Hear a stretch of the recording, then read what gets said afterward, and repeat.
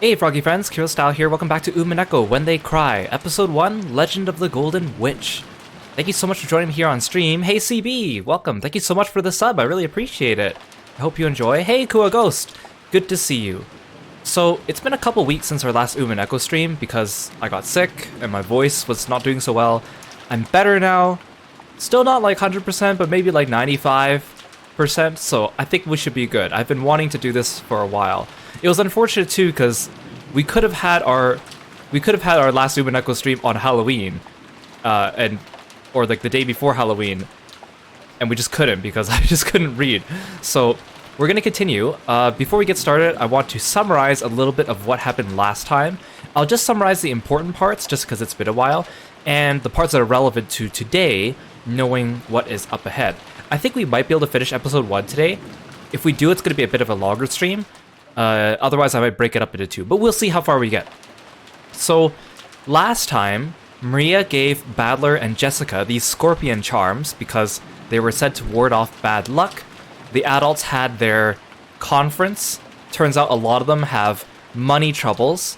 Also, Maria turned up with a mysterious letter from a mysterious person claiming to be Beatrice, saying that if someone found the gold on the island, they would inherit the Ushiramiya estate.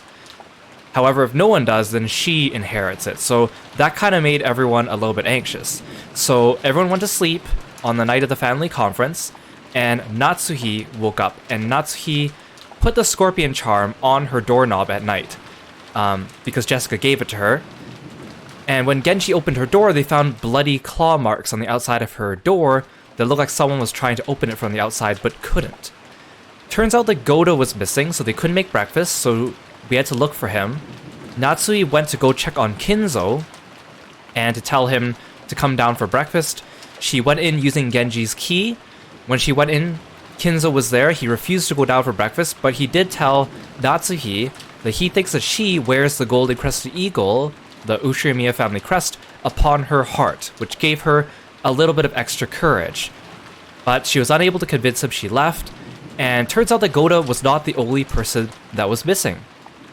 So, we found out that Kraus was missing, Ava, Rudolph, Kyrie, Shannon, and Goda were all missing. So they went looking for them.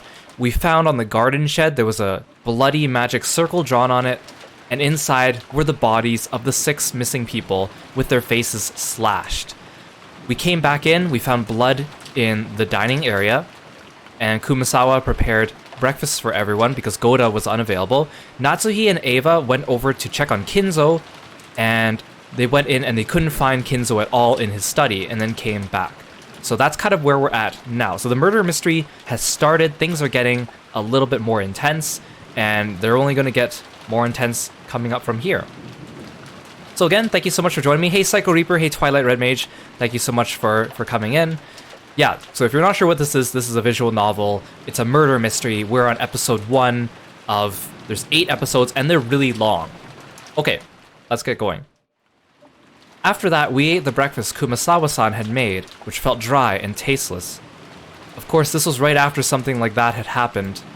No one felt particularly hungry. However, we understood logically that not eating would weaken our bodies.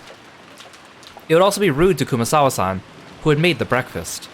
Kumasawa-san had taken some unusual Western vegetables, ones that Goda-san had probably ordered for his ultra-elaborate meals, and cooked them in a Japanese style, which made them turn an unpleasant color. As to what Goda-san had been planning to cook with those ingredients, right then, I couldn't even imagine it. Even if he did think about it, I'd be reminded of the way Goda-san died, and a sour taste would fill the inside of my mouth. Everyone pretended to eat for the time being, but of course, no one made much progress. Hey, Kenta, welcome to the stream. Thank you so much for popping by. I really appreciate it. You haven't followed the series before? I hope you enjoy it. It's a wild ride. We're just getting to the interesting parts. Then we began pooling our knowledge of our current situation. First off, 6 people, which included Uncle Kraus, my dad, Kirie-san, Aunt Rosa, Goda-san, and Shannon-chan, had been found in the Rose Garden storehouse as brutally mutilated corpses. And yet, we still couldn't contact the police, since both the phones and the radio were unusable. So until the typhoon passed, there was nothing we could do. Furthermore, grandfather, who we might have hoped would have been able to show a little leadership in this kind of a situation, had disappeared some time ago.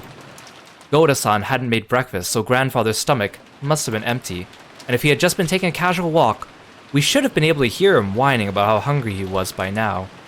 Hey Euro, welcome to the stream. Thanks for stopping by. And despite that, he hadn't appeared.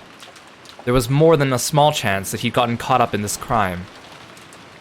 According to my aunts, on their way back from Kinzo's study, they'd searched for him, calling out on every floor but were unable to find him. Considering the timing of it all, it's only reasonable to assume that this disappearance had something to do with the crime.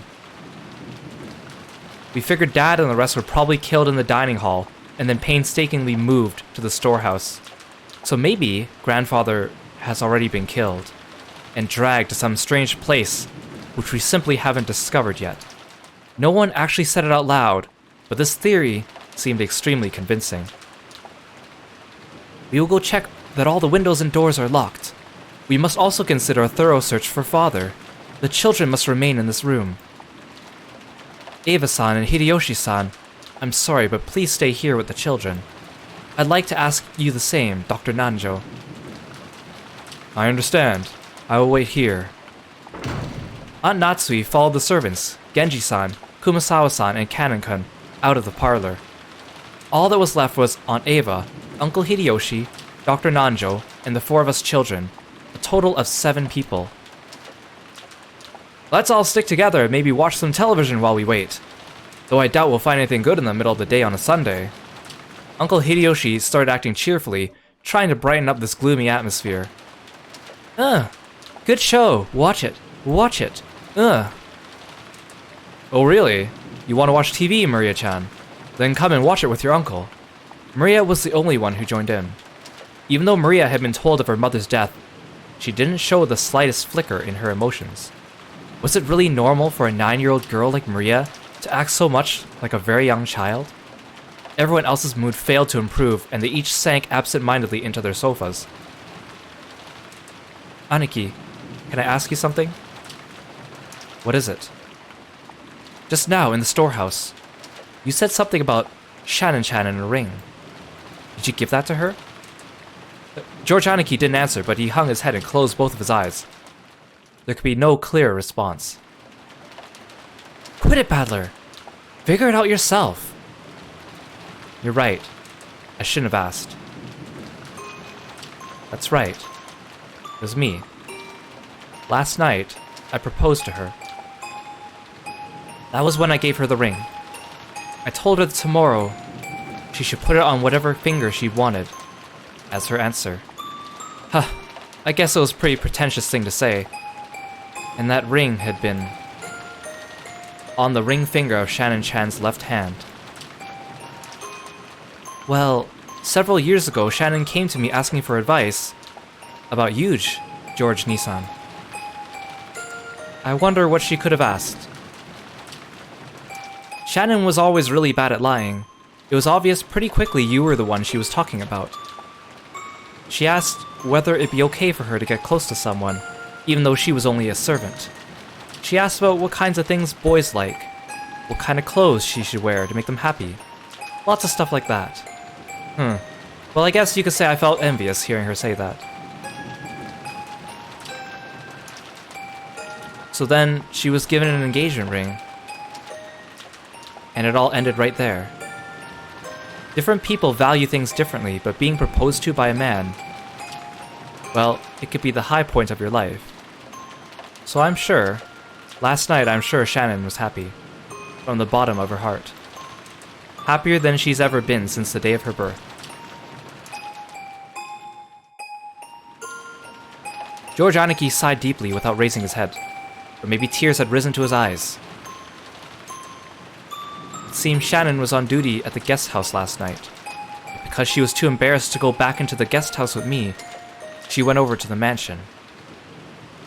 Think about how Shannon must have felt. When you receive an engagement ring, then no matter how much warning you've been given beforehand, it's perfectly normal to get so excited that your mind goes blank. She must have been incredibly embarrassed. And then Shannon... went to the mansion, even though she hadn't been assigned there, helped Goda-san with his work, and got caught up in this crime.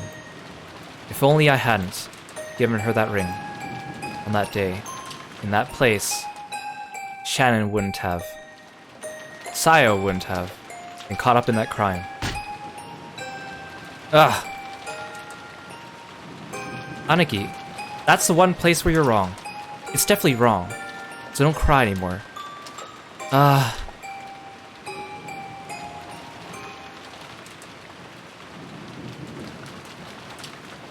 Adler-kun, let's leave him be. After Aunt Ava said that, I stopped talking to him. Misplaced words of comfort might actually do more harm than good. Jessica sat down next to Aniki and put an arm around him. Maybe only Jessica, who had known about Aniki and Shannon's love since the beginning, and who had even discussed that relationship with Shannon, could comfort Aniki now. I went over to Aunt Ava and sat down in the opposite sofa. Adler-kun, you really are strong. It looks like you've kept a good hold on yourself. Well, look, the depth of the love becomes the depth of the wound, right? After all, it's not like how that old bastard died has anything to do with me. I feel bad about Kirie-san, but well, she wasn't actually my parent. My. If that's so, you certainly were crying a lot back then. Well, I did at least think that much when crying was due to gratitude to the parent who raised me. Huh. The speed of that changeover and that dry tone must have come from Rudolph. That kid would always get violently happy, sad, and angry, but he'd always regain his cool immediately afterwards. It's nothing like that. I haven't really been able to get over the shock yet. I think the only difference between me and everyone else is the kinds of emotions it stirred in me. What do you mean? I've been acting much calmer than George, Aniki, and Jessica. That wasn't because my sadness was any less intense or because I'd already recovered.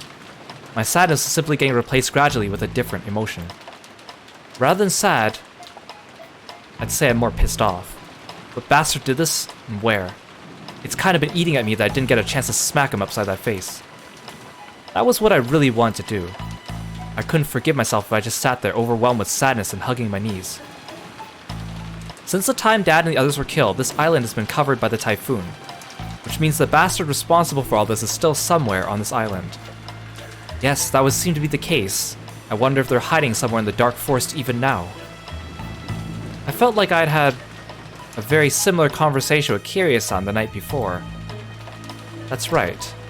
After the letter from the person claiming to be Beatrice appeared at the dinner table last night, we talked about whether or not a 19th person actually exists. Thanks for the throw, Kua Ghost. Aunt Ava, do you think this murder has anything to do with the letter from Beatrice last night? Ah, that one. Well, I wonder. All the siblings agreed the mysterious letter was sent to further complicate the problem of father's inheritance. As to whether that and the case this morning are related, it's impossible to tell at this stage. Was that letter really given to Maria by some witch called Beatrice? How could it be? All of it was a farce devised by father, wasn't it? He made Shannon-chan or someone wear the dress from the portrait and trick Maria-chan, right? Isn't that just the kind of overly intricate prank father would pull? Last night I talked with Kirie-san about whether Beatrice actually exists, and Kirie-san also said that Beatrice was probably one of the 18 of us. Isn't that obvious? There's no one else on this island besides us, right? Then there must be someone amongst us who's pretending to be Beatrice. There's no one else but us on this island, you think? Obviously, right? Are you saying there could be someone else here other than us? No one's on this island except us. There are only 18 people. So the one pretending to be Beatrice has to be one of those 18. Hey, Tiny Dino-chan, welcome to the stream.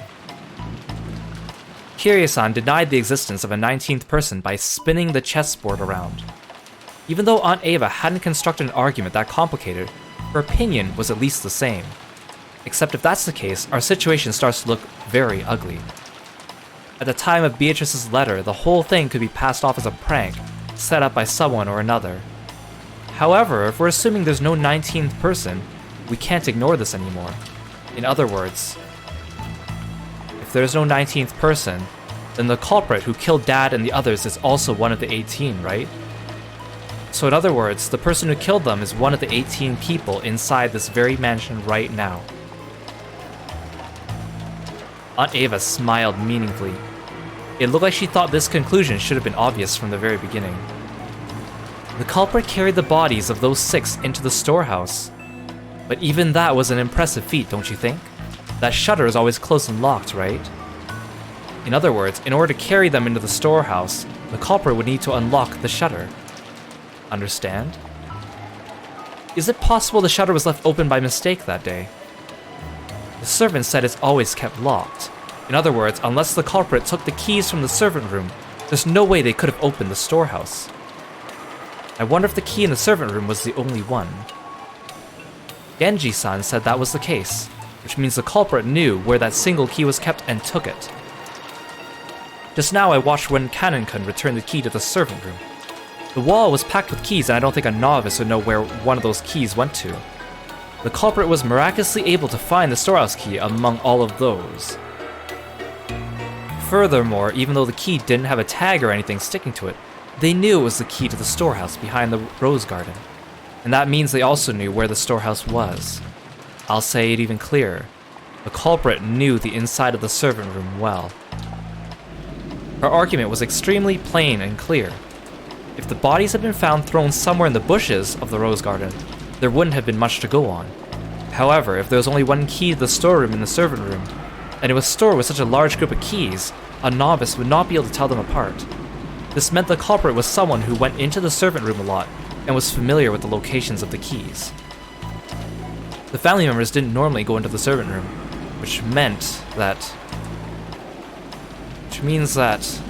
one of the servants is the culprit. I'm sorry, but even I can't tell you any more than that. However, I'll tell you one thing. What's that? It's reasonable to think that the culprits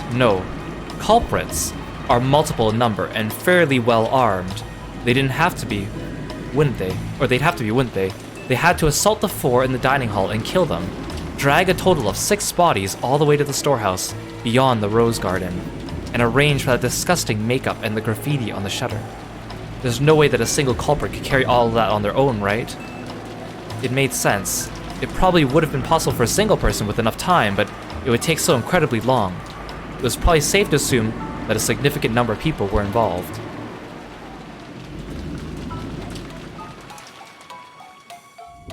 Ooh, so what you're saying is that maybe all of the servants were in cahoots. Please keep it quiet, okay?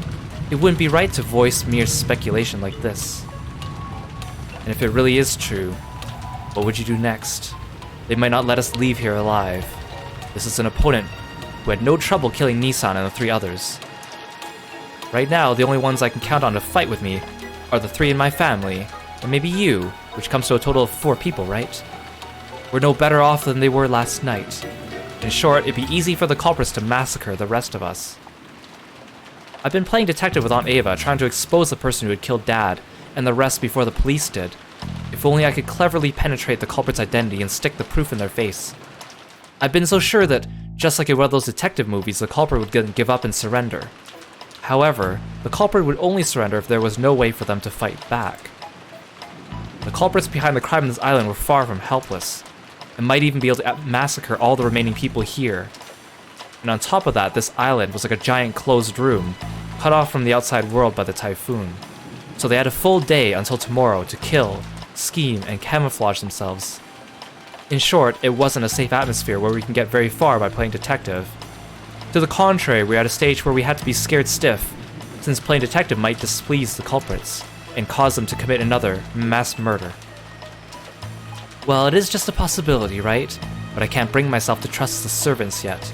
And that doesn't mean I only suspect them. Don't you think there might be some mastermind behind all this? A mastermind? Why do you say that? It's just a feeling. Think about the word servant literally means. It means someone who serves as someone else's arms and legs, right? It was a bunch of Ushirimiya family members who got killed. So naturally, there must be someone involved who stands to gain from that result. This was also plain and clear.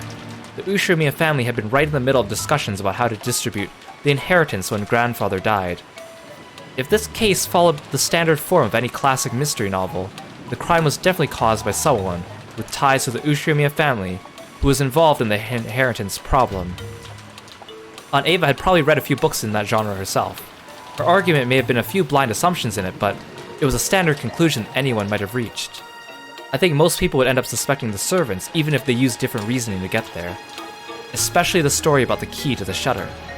That made it very easy to suspect that one of the servants was involved. And that's why I don't like it. What do you mean you don't like it? Nah, just talking to myself. I tried to dodge her question by joking, but I couldn't erase the sense of unease welling up inside me. After all, her conclusion was such an easy one to reach.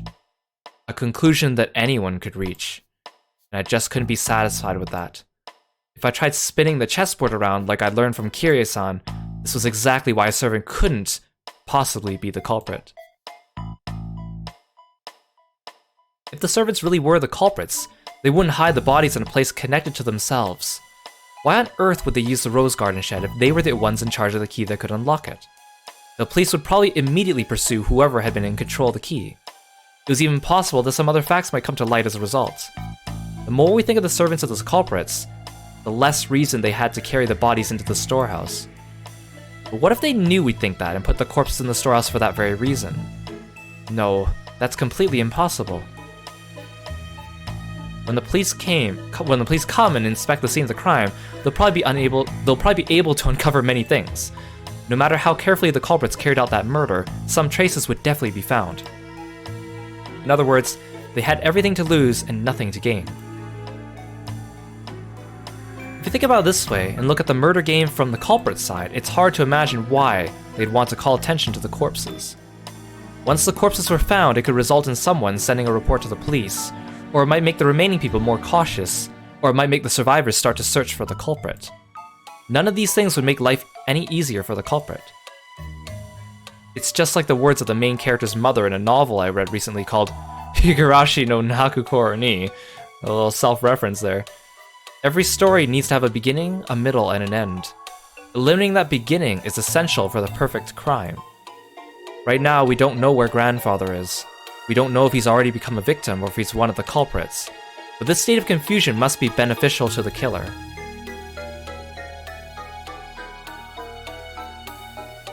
The culprit has absolutely nothing to gain by showing us the bodies in such an obvious way and making us all realize there's been a murder. In fact, this is the perfect place to spin the chessboard around. In other words, showing us the corpses in such a flashy way must be the culprit's goal in and of itself. So at the very least, to the culprit, the appearance of 6 corpses there meant more than the deaths themselves. In other words, the culprit wanted this murder on display. To whom? To us. This is a message.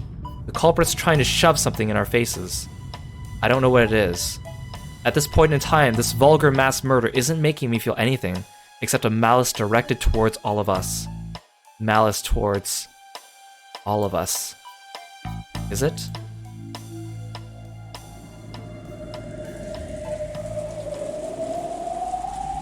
Each one of the survivors has some kind of connection to one of the 6 victims. Uncle Krause's death brought Jessica the grief of losing a family member. The deaths of Dad and Kiryu-san brought me sorrow, while Aunt Rosa's death brought Maria sorrow. Goda-san's death probably shocked his fellow servants, and Shannon-chan's death brought grief to Georgianiki, who had proposed to her, and Kanon-kun, who had loved her like an older sister. Everyone now on this island has received an equal amount of sadness. Aunt Ava was sure that the servants were in cahoots, but then how could you explain the deaths of Goda-san and Shannon-chan? At any rate, by this argument, the grief caused by the 6 deaths hit everyone but Aunt Ava and Uncle Hideyoshi.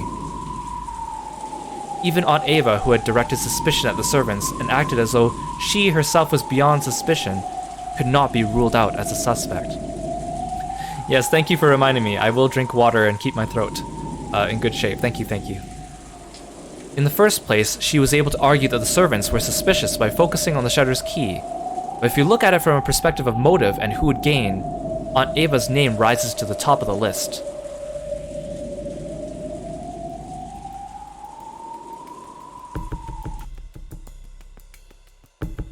I know what you're thinking, Balor-kun. Huh? Oh no. Please don't tell anybody about how my head's so full of obscene stuff. I'm the one who's going to gain the most from these murders. Since I'm going to be suspected anyway, I might as well get it out in the open. I tried to dodge the issue by joking around, but apparently it didn't work. The inheritance will be divided into as many parts as there are siblings. Right now, I am the only one of the 4 left. All of the assets of the Ushirima family will become mine. If Uncle Hideyoshi heard you, he'd say, "Could you give it a rest? It's not funny." I'm sorry. I was just fooling around since I'm going to be suspected anyway, no matter how much I try to smooth it over. That's why, from my point of view, this murder might have been designed to cast suspicion on me. Unfortunately, my alibi for last night is weak. Could you tell me a bit more about last night? As you know, the discussion between the siblings of how to slice up and eat the inheritance continued until late in the night. But I don't know how late it lasted. My husband and I had woken up early that morning. We were so sleepy and a little past midnight, they let us go. We then returned to the guest house and rested there. Can anyone other than Uncle Hideyoshi prove that? No, wait, it's not like I suspect you or anything, okay? Oh, are you sure about that? I don't know if it counts as proof, but when we returned to the guest house, we were greeted by Genji-san, who asked if we needed a towel. I think that should be enough to prove we returned to the guest house a little after midnight. Though if my theory was correct, the servants would be all in cahoots, and that wouldn't actually make for much of an alibi. Hey, you've got a point there. Guess that means I'm playing detective with the real culprit now, huh? However, let me say this for my honor's sake. If I was after the inheritance, I'd never commit such a bizarre set of murders. After all, if I just wanted to make them forfeit their rights to the inheritance, it wouldn't matter to me how they died. It'd be much smarter of me to try and make their deaths look like accidents. Especially if you're assuming I laid out some careful plan that involved even the servants. You've got a point there. If you're killing someone for personal gain, you definitely shouldn't make it look like a murder. Exactly. That's why I'm in such a blue mood. The police will probably treat me like the mastermind and investigate all kinds of things. Not fun at all. Aunt Ava shrugged with a bitter smile. It was just as easy to suspect Aunt Ava as it was to suspect the servants. So if we spin the chessboard around, does that make it impossible for the culprit to be her? Suspicious as she is? However, if that sort of argument always works, then motive can never help us in any way. No, that can't be right. Knowing the motive must give us powerful clues towards knowing the culprit. That's why murderers from all time periods disguise crimes in complicated ways, cleverly preventing their motives from being discovered. I don't get it. I just don't get it. Every time I spin the chessboard around, it keeps flipping from front to back and back to front. And my thoughts bring me closer to the truth. Or are they?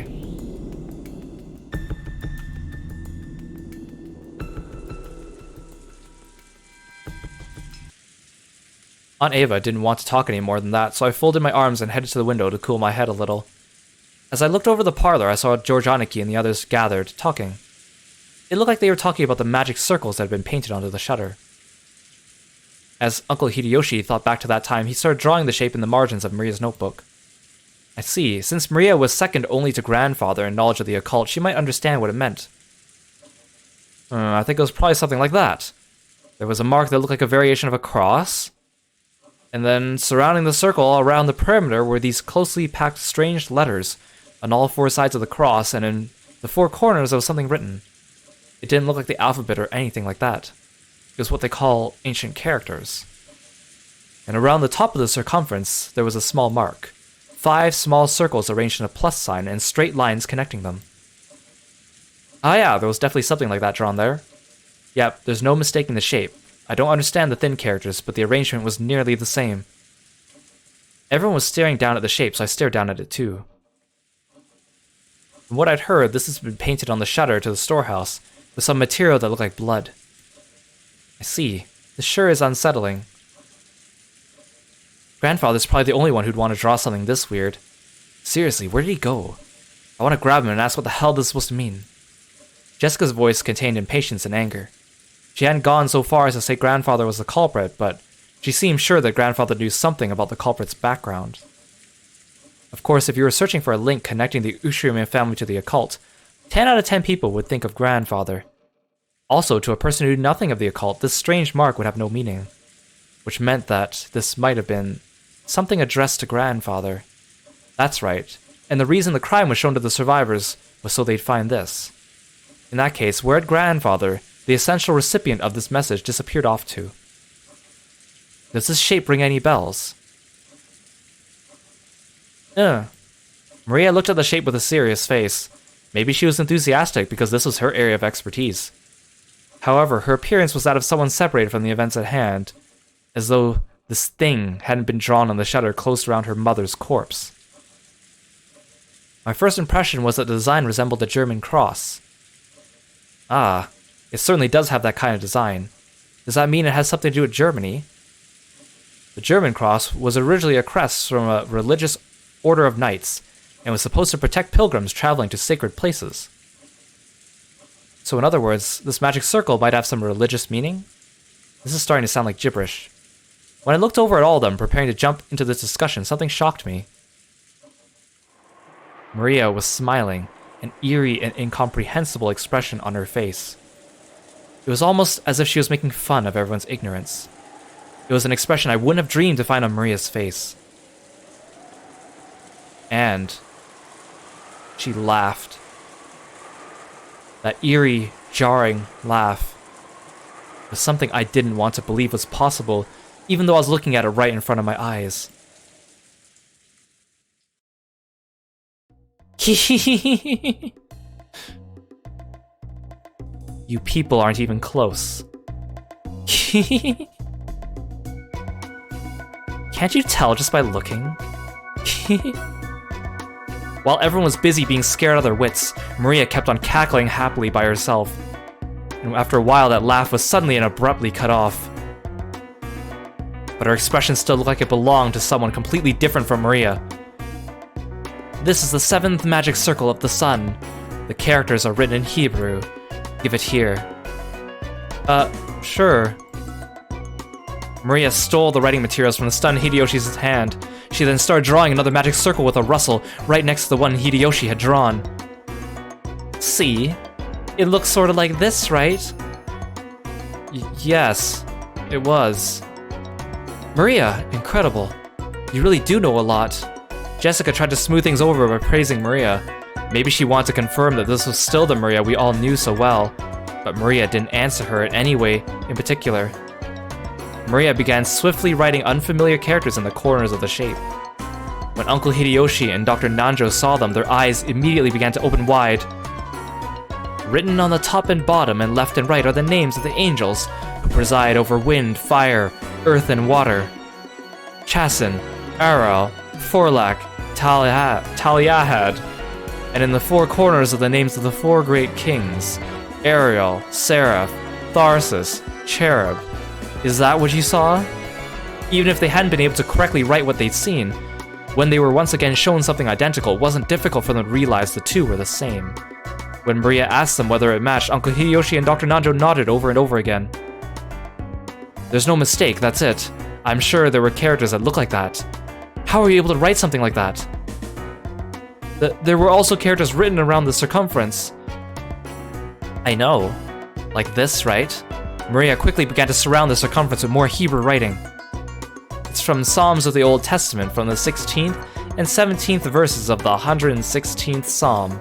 You must have at least read the Bible, right? I'm glad you like the creepy laugh. Acting as though knowing this was only common sense, Maria laughed. For a while, everyone, including me, was at a loss for words. A little later, George Aniki returned to his senses and slowly managed to speak. That's incredible. I'm surprised. So what meaning does this magic circle have? It's a magic circle to borrow the power of the sun. He who wears it as a talisman drawn in gold shall be able to break free from the bonds of any prison and receive the power to gain freedom. To break free from bonds and gain freedom. It sounds deep. The word bonds is not limited in its interpretation to some kind of physical object. Therefore, it does not only hold meaning for people locked up in an actual jail. It can also refer to the release from mental bonds such as ties of obligation and inescapable fate. Ties of obligation and inescapable fate, you say? That's also pretty deep. But I really don't understand. What does this have to do with those 6 bodies? Far from being released, they were killed and stuffed in a storehouse, weren't they? It's not like the magic circle was drawn for their sakes. The 6 of them were there for the sake of the magic circle. It is truly pitiable. Hehehe. What do you mean? What in the world do you mean when you say the 6 of them were there for the sake of the magic circle? Maria lifted up her pointer finger and waggled as if she was making fun of us. That's written around the circumference. Can't you read it? Psalm chapter 116, verses 16 and 17. I'll read it for you. The Lord has freed me from my chains. I will offer to you the sacrifice of thanksgiving and will call on the name of the Lord. See? See, you say? I've got no idea what you're talking about. You're saying they're human sacrifices. What if what Maria had just read aloud was a vital part of the magic circle, then it was saying the sacrifices had to be offered in order for the magic circle to be effective. So human sacrifices had been offered inside the storehouse where the magic circle had been drawn. A heartbeat later, everyone else seemed to reach the same conclusion. Some people were shocked, and others spat out that this was insane as they punched their knees. This was starting to get incredibly disturbing, and we couldn't accept it or understand it. I don't care what kind of magic circles or curses other people believe in, I won't pick a fight with them. But did they really kill Dad and the rest as sacrifices for crap like that? I just couldn't stand that feeling. Compared to this, I preferred it when we were still disgusted by that theory about the fight over the inheritance. As I started getting pissed off with a feeling between anger and sadness, I broke from the circle everyone was in and returned once again to the window. Something had gone insane since yesterday. There was that letter from the witch Beatrice that Maria had read about at last night's dinner. Ever since that point, it feels like like this whole mansion and this whole island have been getting more and more firmly locked inside some kind of bizarre world. That's right. When I think back on it, that letter was an invitation from the witch. The ruler of the nighttime island had invited us, inhabitants of the day, into another world. The phone and the radio had been interrupted, and the island was shut off by the typhoon, so you could really call this place another world cut off from the real one by now. Yeah, as this island is now, it's perfectly normal for a witch to send us letters, and for human sacrifices to be offered up for the sake of magic circles. So what will happen next? Will some weird people wearing goat masks start doing the Bon Festival dance or something? It's hopeless, it's hopeless. I don't get it. The inside of my head's all screwed up and I don't even know what to think. Anger, sadness, the opposing emotions all swirl up together and they start to suck me in. Unable to resist, I could do nothing but cover my eyes with my hands and trust to my mind and body as I started getting sucked in.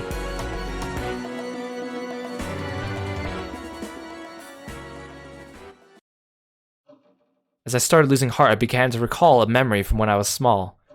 It was from when I was very young. I had unfortunately seen a scary occult movie on TV, and for a while I hadn't been able to go to the bathroom by myself. That old bastard gave an exaggerated laugh and said this. Hey Battler, why do you think they go to all the trouble to make movies like this about demons and the occult and such? It's because they don't exist. Something that ridiculous can't be found anywhere on the planet. Because they don't exist, people want to see them and go to a lot of effort in making them. That's why those occult movies just make me laugh. If I were forced to choose, I'd say, rather than demons and monsters, this year's earnings call and angry wives are 100 million times scarier. I'll go further, okay? From my point of view, getting scared is a recreational emotion, something for people who've got room to relax both in their hearts and their lifestyles. They had so much free time they didn't know what to do with it, so in order to entertain their mind with unusual emotions, people started creating a culture with demons and the occult and stuff.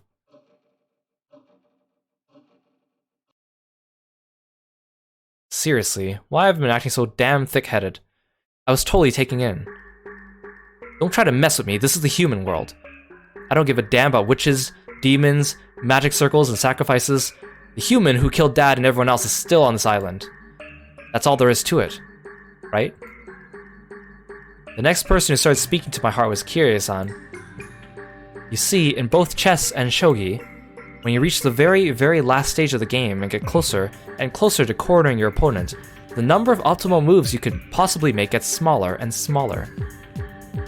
Therefore, if you're backing someone against the wall, or if someone's doing the same to you, both players' moves become infinitely easier to read. In other words, when you're completely cornered and you think you have no moves left, that is the moment when it's easiest to read your opponent.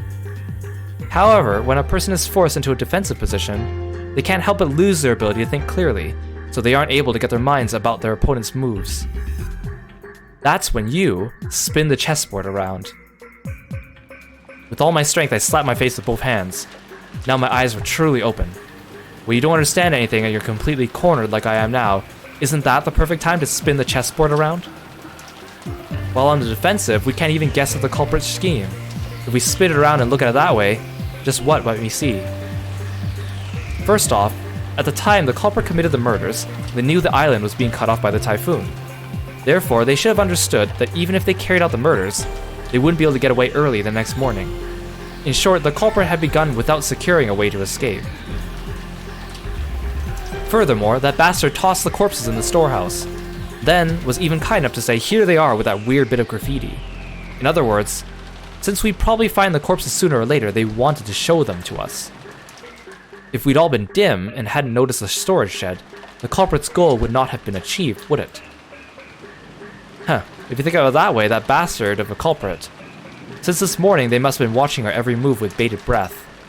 After all, if we hadn't been so kind as to discover what was in the storehouse, all of that hard work and preparation they did last night would have just gone poof. What did the culprit want us to make us feel by showing us the corpses in the storehouse? All 6 of the bodies had their faces noticeably destroyed. Was it a grudge? A warning? The defacement of the bodies had occurred after death, so it hadn't been means by which the culprit had killed. It didn't mean anything to those who had been killed. It did have meaning to those who found the bodies. The culprit wanted to make it appear that they had been killed so brutally. Ha! After thinking this way, I really want to tell that bastard to stop taking me so lightly. Who just danced to that tune? If you're told please be scared, you can't just say, "Really? Sure thing." When someone tells the great Ushirimiya battler the entrance is right there, I'm the kind of guy who'll start wanting to sneak in through the window. The next thing that had me concerned was that so-called magic circle on the shutter. As Maria, who had shown that her knowledge of the occult rivaled grandfather's, had recognized, that magic circle was genuine. They must have drawn that thing in pitch black darkness, taking a lot of time and holding an umbrella in one hand. Isn't that amount of hard work and perfectionism impressive? What purpose would have been worth all that effort? If we were looking for a fan of the occult in the mansion, most likely all of us would naturally suspect grandfather. Did they want to make us think grandfather was involved? But if that's all they wanted, they could have just drawn any old scribble that looked like a magic circle. It wasn't like any of us amateurs would be able to tell the difference between genuine and fake. However, this magic circle was genuine, and furthermore, it had even been written in Hebrew. So this magic circle had a message that could only be understood by someone with knowledge of the occult. A message is a form of communication. By sending it, they were hoping for a reaction. A reaction? For some reason, we couldn't find grandfather now. I don't know how grandfather might have spotted the magic circle on the shutter, but did he choose to hide himself in reaction to that? Hey, Puppo, welcome. Thank you so much for the raid. Hey, everyone. Thank you. I really appreciate it. Hey, Little Miss Deerling and Puppo, welcome. How was your stream? Did you have a good time? Thank you so much for dropping by. Everyone here, you should go check out Puppo when you have time. I'll write you a shout out. Puppo. Let me make sure I spelled your name right. Please go check Puppo out. Thank you so much for coming by. Hey, Azure Mystic. Welcome. I'm Kiro, and we're reading Umineko, which is a murder mystery visual novel. And I am a frog martial artist streamer. Welcome. Get a chill stream? Nice. Yeah, right, get a lot of rest. I hope you have a good night. Thank you so much for entrusting your audience to me. Azure Mystic, thank you so much for being a froggy friend. Welcome. No, was it a trap to make us all suspect that grandfather had participated? You could read it either way. Damn, that's annoying. What kind of reaction was the culprit hoping to get out of us by putting on this occult show? Somehow that felt like the culprit's weak point. The letter from Beatrice that Maria had read aloud during last night's dinner sprang back into my mind. This was a freak who'd asked us to enjoy a battle of wits. Isn't that interesting? This is a battle of wits between us and the witch. Will we be sucked up by her occult game first? Or will we pull off her fake skin first? There's a whole day until the typhoon passes. Why not enjoy ourselves?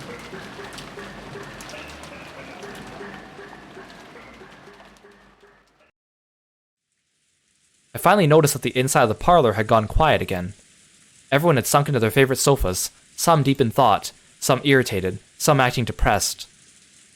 Maria was once again enjoying the TV as if she never left it. It looked like she found the commercials more fun than the boring program, and she happily yelled, "Ooh," and giggled. I stared at each person's appearance in turn. If there isn't a 19th person, the culprit must be in this room.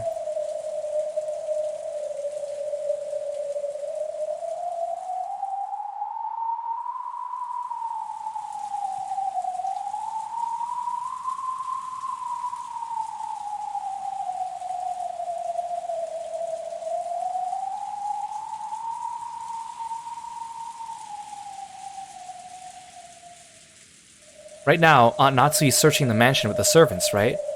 Then we should stay in this room. Or we shouldn't stay in this room.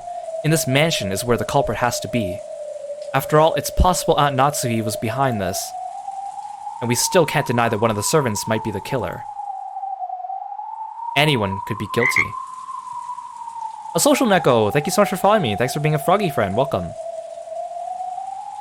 Still, Aunt Natsuhi and the rest sure are taking their time. Of course, it's not a small mansion, but isn't this taking a little too long just to walk around checking the windows and doors? Just as I was thinking this, Aunt Natsuhi and the rest returned. Not one of them was missing, but our relief was short-lived. Everyone looked at Aunt Natsuhi in shock. The talk I'd had with Aunt Eva started to creep back into my mind. The possibility that the culprits had enough in numbers or weapons to kill all 6 of us at once. Forgive me if I've startled you. I brought this to be prepared for the worst. After all, that thing in Aunt Natsui's hand was a rifle. At a glance, its silhouette looked a lot like a hunting gun, but it was unusually short and kind of looked like a kid-sized weapon. However, it had weightiness to it that made it clear it was no kid's toy. That gun is Kinzo-san's, isn't it? Did you know about it? That's right. I remembered it was in Father's old collection and I managed to find it. Whoa, awesome. Natsui-san, is that thing real? Yes, it's real. It can fire live ammunition. Long ago, Father used it to scare away wild birds. Ah, that takes me back. Where did you find that thing? No matter how much I asked him to let me touch it, he never let me lay even one finger on it. Oh, Grandfather had one of these? I didn't know that. Long ago, Grandfather was really addicted to cowboy films. That generation really liked this kind of rifle. Is that a Winchester? I've never seen one that short before. Ah, I remember. It's that gun. That really takes me back. That's the one Steve McQueen fired off in Wanted, alive or dead. Father sure had good taste. It is an item the master ordered specifically from America long ago. As you can see, it is a working gun, so please don't tell anyone about this. He was quite fond of it right after he managed to acquire it. It seems the workings that ejected the cartridges were more interesting to him than shooting it, and he played around with it back in the forest all the time. Oh ho ho. Still, it's rather disturbing. Are you sure you should be dragging this out? This is to prepare for the worst. There was probably more than one offender involved. Furthermore, those horrible people killed 6 of us, including my husband. I have a responsibility to protect everyone until tomorrow, in my husband's place. As Natsui-san said this, she slumped down onto one of the sofas and took a deep breath. She had been trying to find Grandfather, as well to check the doors and windows. Since Grandfather wasn't with her, she probably still didn't know where he was. I carefully checked all the doors and windows throughout the mansion. However, we must be prepared for anything. Everyone, I think it would be best if we all remained here. Oh, good point. If everyone's gathered here, then we can all feel more secure by keeping an eye on each other. What do you mean by that, Eva-san? Nothing really. I'm just agreeing with your opinion, aren't I? There was a stormy atmosphere between the two of them. If you think about who was the most suspicious from the inheritance problem standpoint, Aunt Eva was the obvious answer. However, there was no proof that Aunt Natsuhi was innocent. No, if you view Beatrice's letter as one of Grandfather's complicated pranks, and think of this crime as just an extension of that, there's more than enough reason to suspect even Grandfather. Also, Aunt Natsuhi thought the criminal was on the outside, but Aunt Eva thought the criminal was on the inside. In short, it was the question of whether or not a 19th person exists. That same question had been repeated endlessly since last night's dinner, with the letter from the witch who called herself Beatrice. Well, thank you for the stretch redeem, CB. Yes, don't forget to stretch. You sitting at home as well. So was the culprit among us? Or not? And did the witch Beatrice exist? Or not? If you assume that something as stupid as a witch can't exist, you're basically saying that one of these relatives here, who share a common bloodline, is the culprit. If it was too unpleasant, it'd be much more comfortable to simply accept the fairy tale-like character of the witch. A witch? A witch drawing a bizarre magic circle and offering human sacrifices? If I could accept that rubbish, I'll be able to trust all the people in this room. However, damn common sense got in the way. I kept repeating that witches don't exist. In that case, the culprit must be among us. In the middle of the seemingly endless rain, none of us could break the silence.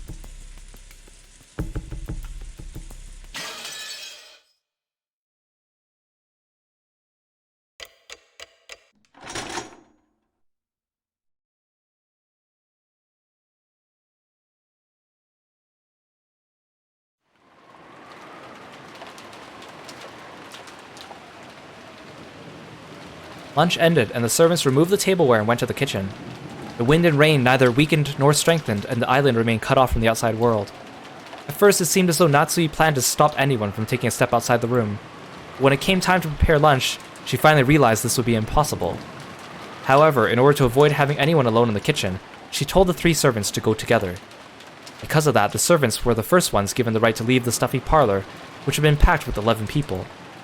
Since breakfast had immediately followed that terrible incident, preventing most of us from eating much, everyone tore into their lunches in silence.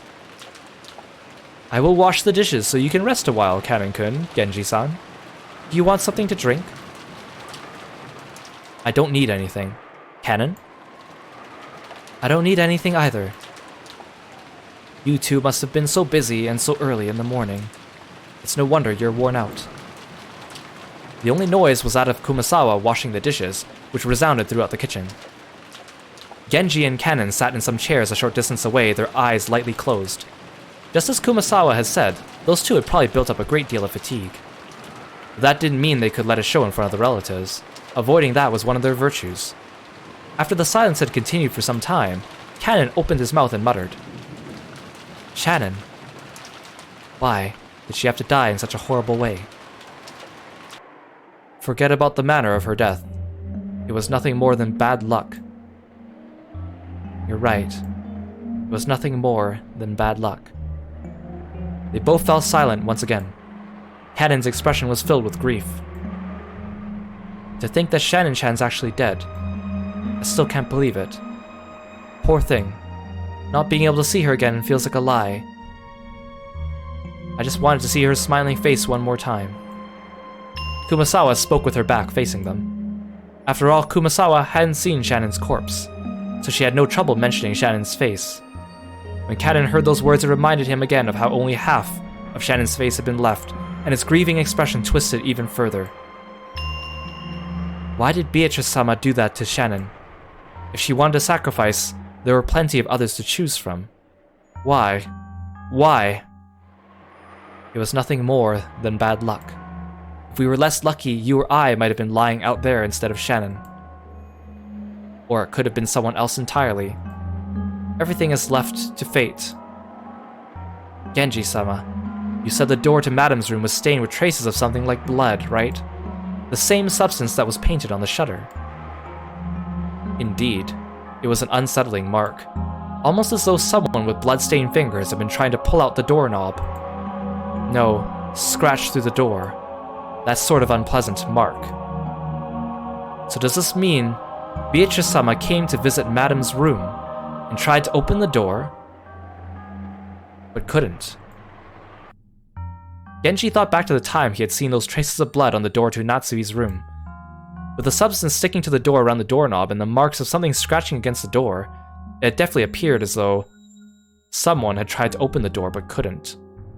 How did the madam avoid being chosen as a sacrifice? If only she'd been chosen, Shannon wouldn't have had to die. And then, a loud, sharp noise came from the hall, Both of them turned around, surprised. That's a pretty interesting chat you're having there. Let me join in too. Before any of the servants realized that Battler was standing in the doorway to the kitchen. Battler-sama, how rude of us. Genji-san and Kanin-kun stood up, surprised, and hastily bowed. But I didn't care about stuff like that. I was more concerned with continuing their discussion. I told them I was going to the bathroom, so they let me go. I thought I'd suffocate if I was locked in that room any longer. I was about to come ask you guys for some water, but then I overheard something pretty interesting. You don't need to bow your heads or anything. Please let me hear the rest. That just now wasn't really... I've been listening to you for a while. Don't try to hide it now. So I'll ask directly. Who is this Beatrice? She's supposed to be a witch from a kid's story, but it doesn't look that way now. Kanin-kun averted his gaze.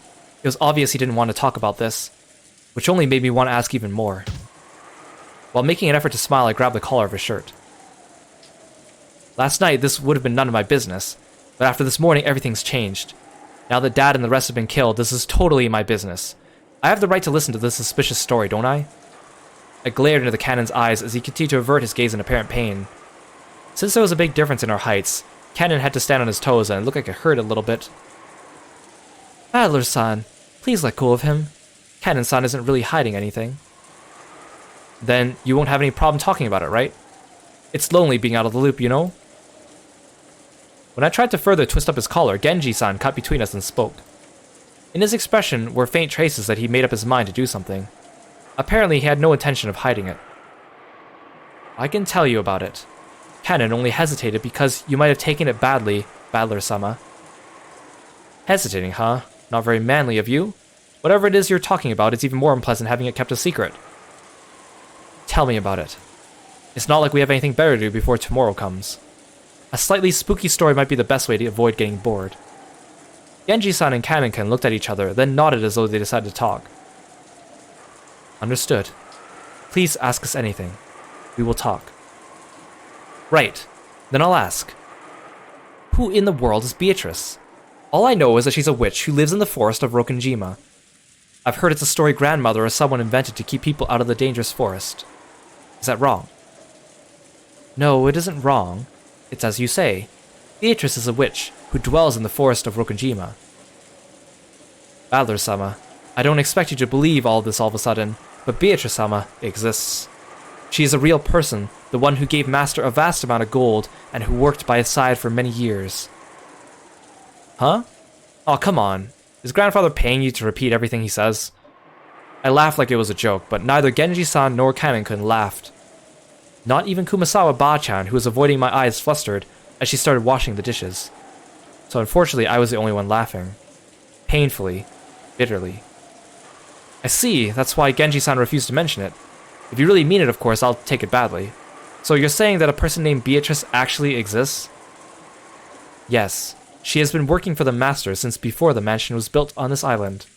She has most likely been working for him even longer than I have. What do you know? Kirie-san's theory was off. Grandfather really did have a confidant named Beatrice. Is that person on the island now? Yes. I believe that she is here. That's a vague way to say it. I guess that means you shouldn't have seen her... You haven't seen her face today or yesterday. That is correct. It is extremely difficult to say, but... Kanin-kun once again dropped his gaze, avoiding my eyes. Come on, don't just stop there. That's like freezing an inch before the blow, right? I urged him on jokingly again. However, it looked like Kanin was still confused as to whether he should speak or not. Then, Kumasawa Ba-chan whispered. Ho ho ho ho. You cannot see her face, because Beatrice-sama has no form. She has no... What did you say? Beatrice-sama has no body. Therefore, unless Beatrice-sama wishes it, common people like us are not able to see her form. I have heard that the portrait shows what Beatrice-sama looked like back when she had a human form. It seems he yearned for that figure so much, he would often stand in front of that portrait. Ho ho ho. Beatrice-sama sometimes shows herself by changing her form into glittering butterflies. On the rare occasion that you spot them somewhere in the mansion, there is a rule that you absolutely mustn't chase after them. It is whispered that you will meet with a disaster if you do. In fact, there was a servant who broke that rule and quit because of a great injury. Wait a sec, are you kidding me? Are you all serious about this? Adler-sama, Beatrice-sama, has already arrived. Such language may be unwise. Beatrice-sama does not like it when she is profaned. If you doubt her existence, you will surely meet with disaster. Battler-san, you probably find this topic unpleasant, but you know what? Beatrice-sama does exist. She exists. Beatrice-sama hates people who doubt that. Can't you tell, Battler-sama? Beatrice-sama has already arrived here. Come on, quit it! I'm weak against that stuff. Enough with the cheap threats. However, there was no trace of a joke in the eyes of the three servants. On the surface I laughed and tried to look unconcerned, but I quickly started to sober up. Their eyes were also sobering up fast. Battler-san, I beg that you stop profaning Beatrice-sama. Please trust me. Kumasawa Bachan, who was usually cheerful and would always tease people, now spoke with a totally serious face. Well, even if you say she exists, I don't see anything. Are you trying to say she's standing right next to me or something? Quit joking around.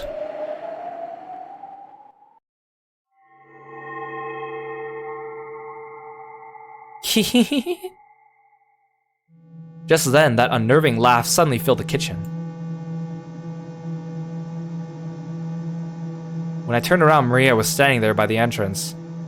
But her expression and the feeling about her presence felt exactly the same as the servants. Whether your wavelength matches or not is determined at birth. Battler, you were born with a mismatched wavelength.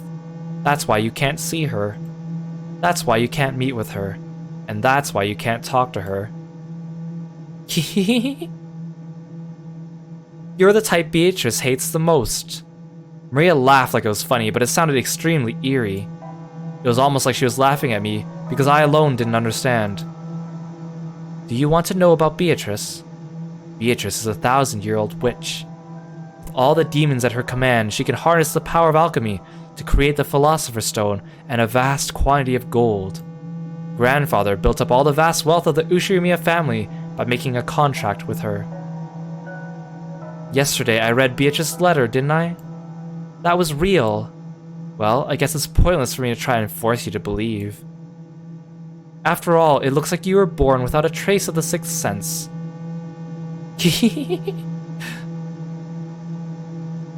What are you talking about?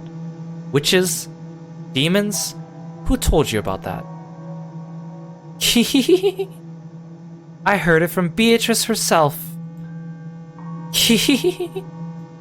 Maria kept doing that unpleasant laugh. However, the servants who watched over this didn't even blink. She heard it from that witch in the portrait adorning the entrance hall? Maria kept on laughing in a weird voice as though this was nothing more or less than the truth.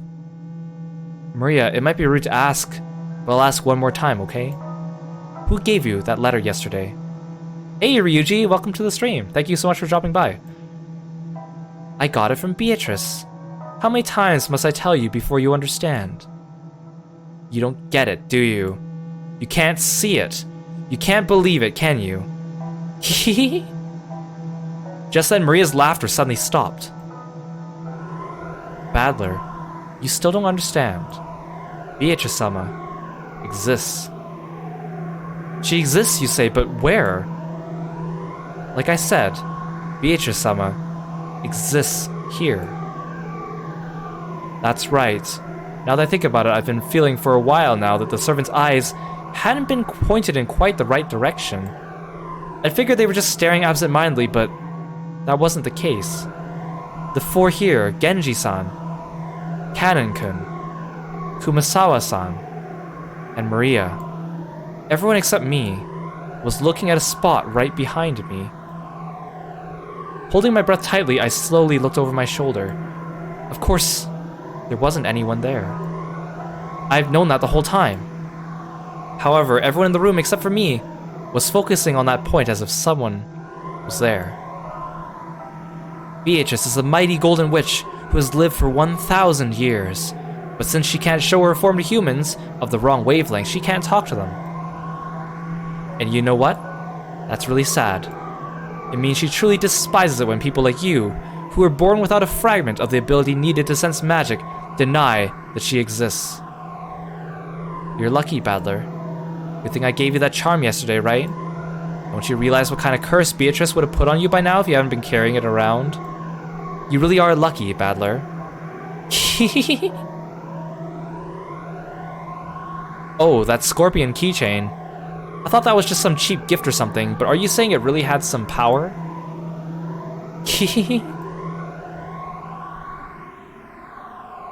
If it weren't for that, you'd be lying in that storehouse as a sacrifice with your face crushed by now.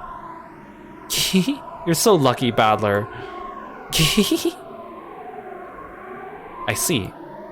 So if it weren't for that, I would have been killed by now. Battler, why don't you believe in Beatrice? Even though she exists. Right now, over there. Look. Hey, I believe you want to believe it now. Believe it. And thank me for giving you that charm. If it weren't for that, you'd be in the storehouse right now. But then maybe you would have saved someone else in exchange, right? Thanks for the sleeveless redeem. Right then I burst into laughter. Playing witches had been pretty fun up until a second ago, but unfortunately, that last one seemed to be too much for me to gloss over. Ha ha ha. Then it's all useless, isn't it, Maria? If that's true, then I'm sorry, but it's all useless. When Maria saw me suddenly start laughing, she stopped. Even though she didn't understand what I was laughing at, she realized it wouldn't be pleasant for her. I thought it might hurt you, so I didn't say it earlier, but... Well, I thought I'd put that charm you gave me in my pocket, but I must have dropped it somewhere. So the charm can't be the only reason I'm alive now, and even though I should have been cursed by the witch, I'm perfectly fine. Sorry, but I don't believe in things I don't see with my own eyes. Sixth senses? Wavelengths? Magic sensitivity? Sorry, but I don't believe in fake stuff like that. When I hear the girls in class start talking about how good or bad their ability to sense the supernatural is, it pisses me off. I don't know how much grandfather is paying you, but if you're trying to talk me into joining some cult, believe me, you won't be able to do that easily. Battler-sama. You guys are free to believe whatever you want. However, when it comes to things I believe, the one who decides is always me. Sorry, but I can't believe in something as shady as Beatrice until I've seen her with my own eyes. Yeah, Battler, stick it to that 9-year-old girl. I spoke forcefully and sharply. Then Maria started cackling again. Well, that's just fine, isn't it? Eventually, even people like you with totally mismatched wavelengths will be able to see Beatrice. Very soon, she will revive. Beatrice will revive. Once that happens, she's promised to talk with me and play with me a lot. There'll be absolutely no need for you to doubt it, or for us to force you to believe. She will appear very soon. Hehe.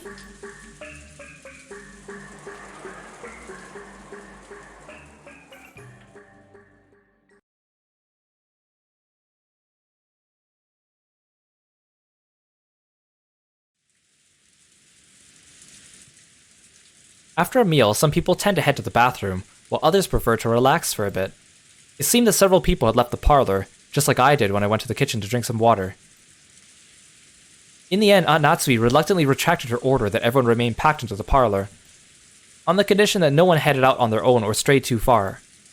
In any case, if 11 people are shut up in the same room starting early in the morning, the air will start to stagnate. Also, quite some time had passed, so everyone was starting to recover from the shock of that morning, and their sense of danger might have been weakening too. However, it was a certain fact that 6 people had been killed inside this mansion, so no one was completely negligent. So whenever they went out into the hallway for a breath of fresh air, trying to act tough, they would quickly get scared of standing there isolated, and would eventually return to the parlor. I guess it's like the north wind and the sun. If you force someone to stay shut in, they'll resist, but if you tell them to do whatever they want, they'll come back obediently. People really do like not doing what they're told. When the servants finished cleaning up from the meal, they returned obediently to the parlor just as Aunt Natsui told them to, and sat on the sofa near the entrance, patiently awaiting orders. Maria, almost as though she had suddenly finished playing witches, had returned to the pure Maria I knew well, saying, "Ooh." What in the world happened back there?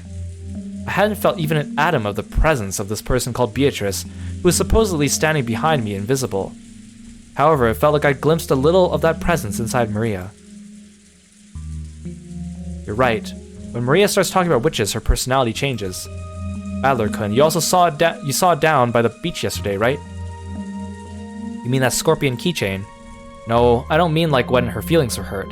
I'm talking about her having a dual personality or something.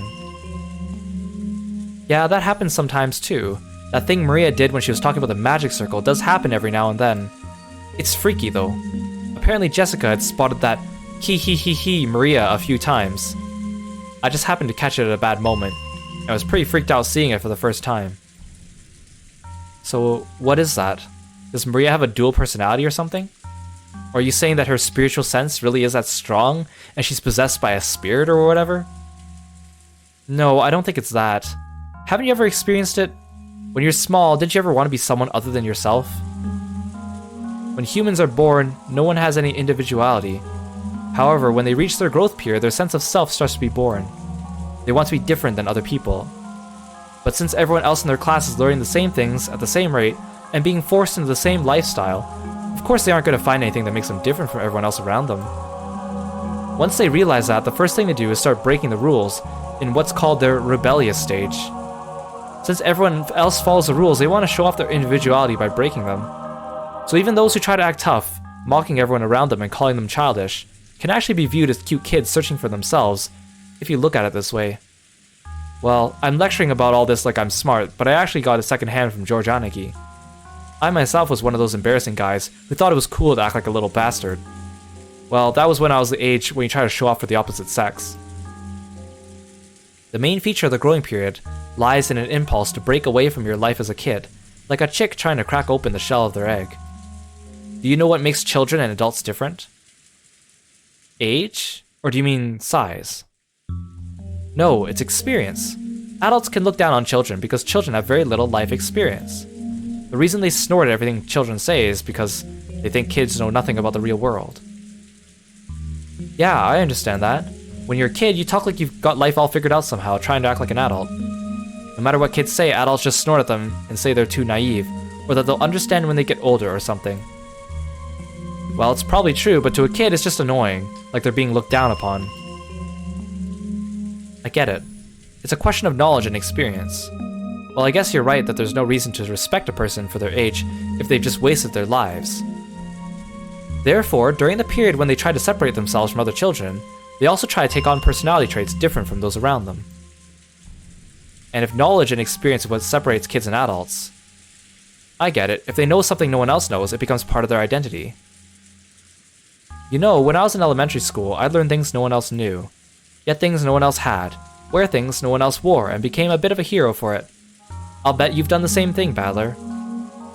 Yeah. There was definitely an age where I wanted to excel in some skill or other.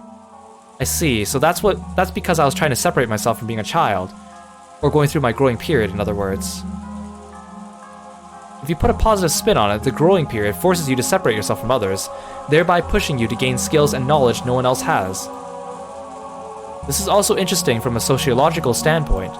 Because people hate being like everyone else, they try to learn skills other people don't know. In this way, society can acquire the broad range of skills it needs to survive. The quality of the gods' programming is truly surprising. Well, unique personality traits can also be negative, right? Like if, say, everyone in the class was studying hard, but I was the only one slacking off, trying to stand out. Oh, CB, thanks for summoning Kirpia and syncing our lips. Okay, that last bit was really true about me. It's only recently I've been able to thank the middle school teacher who slapped me after school. But well, I just tried to jump over things no one else could. Sprint as fast as I could, trying to lap those guys with good grades when we did a marathon. I just felt like doing it. It was in my nature that if I couldn't study well, then at least I could get back at them by exercising. I see, so I really did go through a proper growing period. I guess boys really do tend to focus more on physical stuff. But you know, girls of the same age tend to focus more on mental, spiritual things. I'll bet there were groups of girls in your classes that got really interested in fortune-telling and their spiritual senses. Hey, Yasu, thank you so much for following me. Thanks for being a froggy friend. Welcome to the stream. I'm glad you liked my design. Thank you. Thank you, thank you. Yeah, there were. They'd come over asking me for my sign and my blood type, and then they'd laugh, ah, I thought so, haha. It really got on my nerves. No matter which class you go into, girls like fortune telling. Deciding whether your spirit sense is strong or weak, what your sensitivity is, whether you see the unseeable, that kind of thing definitely happened to me. That's because fortune telling and spiritual senses are things aren't taught in school. To girls who tend to be more introverted, it's a genre that's easy to build an identity upon, and one that holds a lot of interest for them. Just like how when boys enter their growing period, they start acting tough and rebel against adults. When girls enter their growing period, they start getting interested in that kind of thing. Well, I didn't though. So Maria having so much interest in the occult, isn't that rare among girls her age? Even if we accept that, I wonder if it explains that creepy dual personality thing. Actually, I think I probably could accept that explanation more or less. As you just said, becoming an adult means gaining knowledge and experience. So to gain that, it's necessary for children to learn all sorts of things and break free from childhood. However, there are certain convenient delusions that you often see in the world of children, both now and in the past. Do you know what I mean? You see it all the time in manga and anime, right? It's kind of like that. Like you've got memories from a previous life that start to resurface. Like you're being possessed by the soul of a great something or whatever. Ah, or could it be that sleeping gene gets awakened? Or maybe a sealed power or memory returns, there's all kinds. For some reason, stuff like that's really popular at that age. Why is that? All of those examples you just mentioned are illusions that let children immediately add to their sum of knowledge and experience. If a 9-year-old girl says she has a 1,000-year-old witch possessing her, then she gains a 1,009-year-old identity. So basically, studying is annoying, but these delusions are convenient for people who want to brag about having a skill no one else has, amazing the people around them. So you could brag about something without having to work hard or study. I see, isn't that a kid's greatest dream? Furthermore, in their desire to separate themselves from being kids, they always project an image of their ideal self. And it's not that rare for the desired self to become an alternate personality. Even you, Badlerkun, probably had a slightly different personality at home and at school, right? It'd probably be embarrassing if your friends at school saw how you were at home. At school, you try to project yourself as you want to be, but home is where you're your true self. So in other words, I'm changing my personality depending on the situation. Are you trying to say having multiple personalities is actually really common? A girl who's a fan of the occult might say she's being possessed or awakened. Honestly, there are some kids who change their personality so much it's creepy. And some boys do it too, right? Guys who say they'd blown their top and suddenly turn into some overplayed violent character. I'll bet they think it's pretty cool, but it's painful to watch. Let's sum this all up. So you're saying that even if a girl about Maria's age shows a creepy second personality like she did a minute ago, it isn't such a rare or unusual thing. Simply put, that's right. Identity is an important factor when building up one's sense of self. If you make fun of it, it could actually cause children to go back into their shells. So it's important to go along with them to some degree. Hey, Lace! Welcome! Thank you so much for the raid, I really appreciate it. Hi, everyone. Hey, Pajama Boy! Thank you so much for following me. Welcome, thank you for being a Froggy friend. Anxiety, thank you so much for coming by too.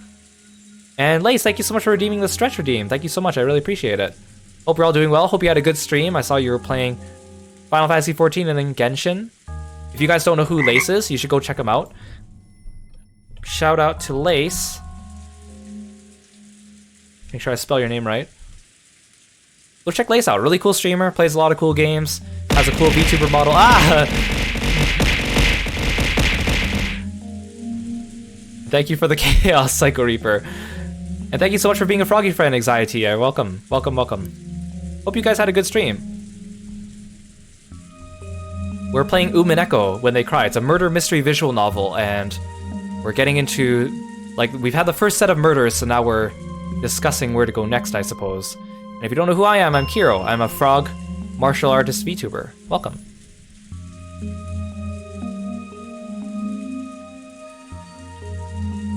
Although the broad-mindedness of the parent determines whether they play along in full or not. CV!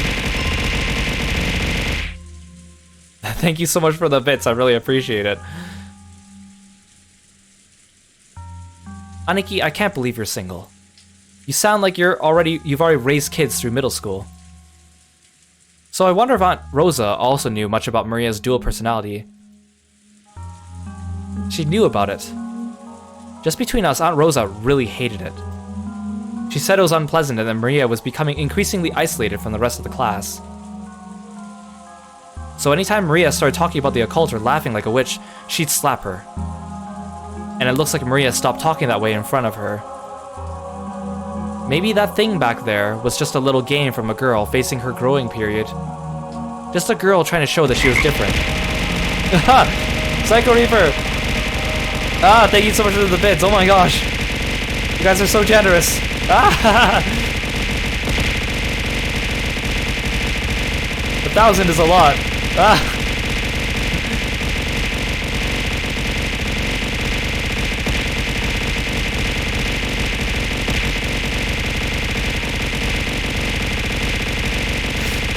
I'll just consider this part of my training. I gotta toughen up. Ah! CB, thanks for more bits. Ah!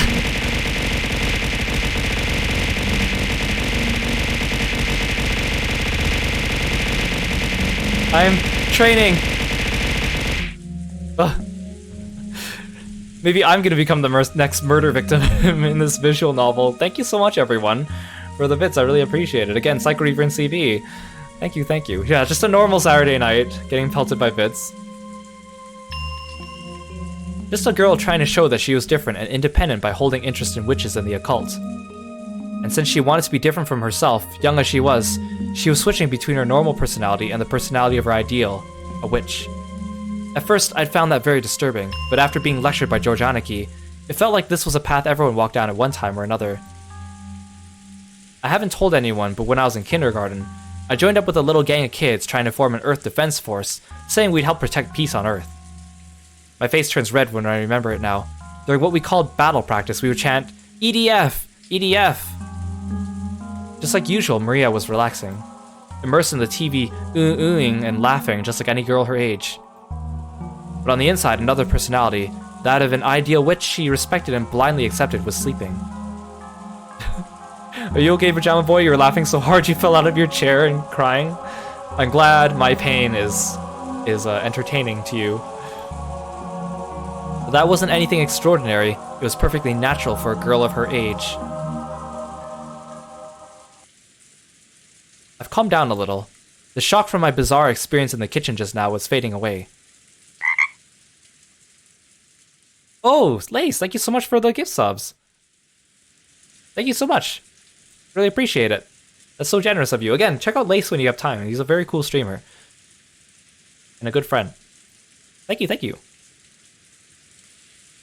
If I hadn't talked to Aniki and Jessica, I might have still been frightened by the idea that an invisible witch is standing right behind me. However, can I really accept that as an explanation for what happened back there? If it had just been Maria, I could have explained it as the fickle delusions of a growing girl. But Genji-san, Kanon-kun, and Kumasawa Ba-chan had also been there. None of them had denied what Maria said. They silently accepted that Beatrice exists. I was starting to feel a little uneasy. Aunt Ava's position was that no 19th person existed. That the crime was an inside job tied to the family quarrels. On the other hand, Aunt Natsui's position was that the culprit was hiding somewhere outside the mansion. So she rejected the possibility of an inside job and supported the idea that a 19th person existed. CB! Wow, thank you so much for the gift subs as well. You guys are really getting that hype train going. Thank you so much, I really appreciate it. You guys are awesome. Now you want 10,000 bits thrown at me? Oh my gosh. That's gonna be so many. It'll be like sitting here for 5 minutes getting pelted. Thank you so much for the hype train. You guys are awesome. Thank you so much for the support. I really appreciate it. So she rejected the possibility of an inside job and supported the idea that a 19th person existed. Oh, one more gift sub. Thank you so much. You're really pushing that hype train, right? We're almost there. CB, you are amazing. Thank you so much. Oh, we did reach it. Level 1 hype train. Nice. Thank you, guys. Hype! Thank you, thank you. I really appreciate all the support. Oh, level 2 hype train. Nice. I don't know what else to say, but thank you. I really appreciate it. Make sure everyone who got a gift sub to thank the person that gave it to you as well. Yes, enjoy your froggy emotes. We have froggy emotes here. In the kitchen, Maria and the servants had also supported the idea of a 19th person. But according to them, this 19th person isn't human. They said it was an invisible witch, carrying out some mysterious plan. Is there a 19th person? Or not? You'd put more, but you're broke? No need to, don't dig into your pockets, don't throw your money at me. I really appreciate the support, but make sure that you are able to support yourself first before giving to others. But thank you. Thank you for the thought. And is the culprit human or witch? For some reason, I couldn't just laugh off any of those possibilities. Not even the most ridiculous story about the witch. Lace! Lace! Thank you so much for more gift subs. Oh my gosh, are you trying to push that hype train? Are we at level 3 now? Dang, Lace. I really appreciate it. You guys. Thank you so much. I really appreciate it. This is insane. Yeah, this is crazy, guys. You guys are crazy. You guys are crazy. Ah, thank you for the rain of frogs. Ow. Thank you so much. And little plug, if you like my content, I do post all my old videos on YouTube, so if you want to see previous games that we've played, I play a lot of JRPGs. We just finished Star Ocean 6. Oh, thanks for the sleeveless redeem as well, Lace. I really appreciate it. Level 4! Is that a new record? Dang, you guys are awesome.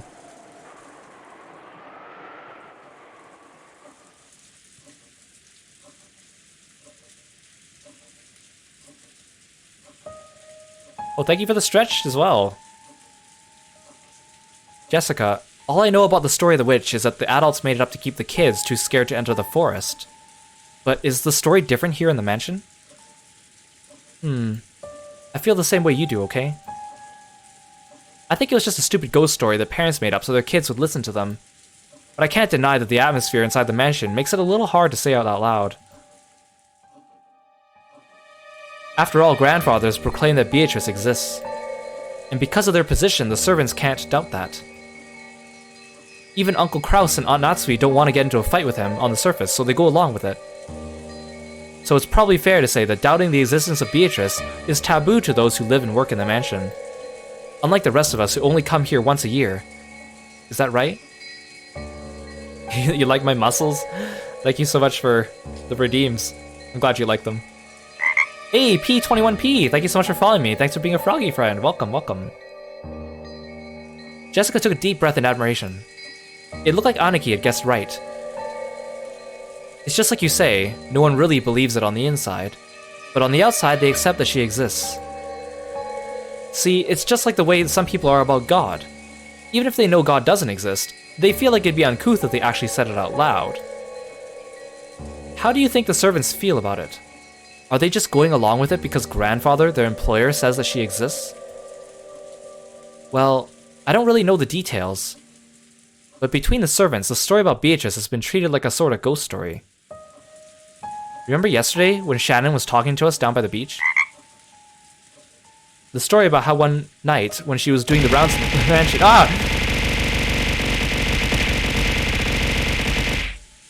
CB!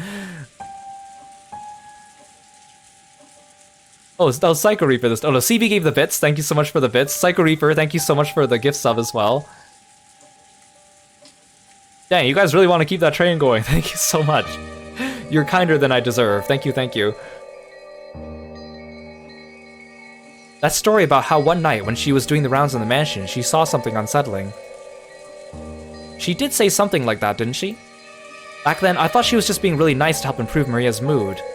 But it felt like she was serious when she said it. That's right, she definitely said it. She definitely said the same kind of thing that Genji and the rest of them here all unanimously declared back in the kitchen. In addition, some servants have also seen will-o'-the-wisps and glittering butterflies dancing around. Kanin-kun also saw something like that when he went patrolling one night. And recently, you often hear servants talking about strange footsteps heard inside the mansion near midnight. We've whispered together that Beatrice-sama in the portrait sometimes makes herself invisible and walks through the mansion. It happened a while ago, but even I have heard footsteps when patrolling at night that resemble these stories. That's right, she definitely said that. Exactly the same thing that I had just been told now. Ah, but there's nothing to be afraid of. Beatrice-sama is another ruler of this mansion, separate from the master. So there's no need to be unnaturally afraid. If you respect her, I hear she won't do anything bad. However, she can be quite terrifying if you don't respect her, right? Correct. I've heard that just before I began working here, someone who spoke badly about Beatrice-sama fell down the stairs and quit after receiving a large injury to their back. Because of that, there was a rumor between the servants that Beatrice-sama's anger had been brought down upon this person.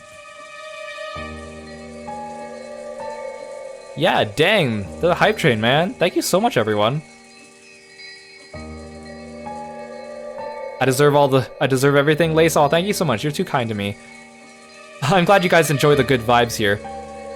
Yes, and I'm remembering to drink water as well. I'm taking like sneaky sips when the scenes change.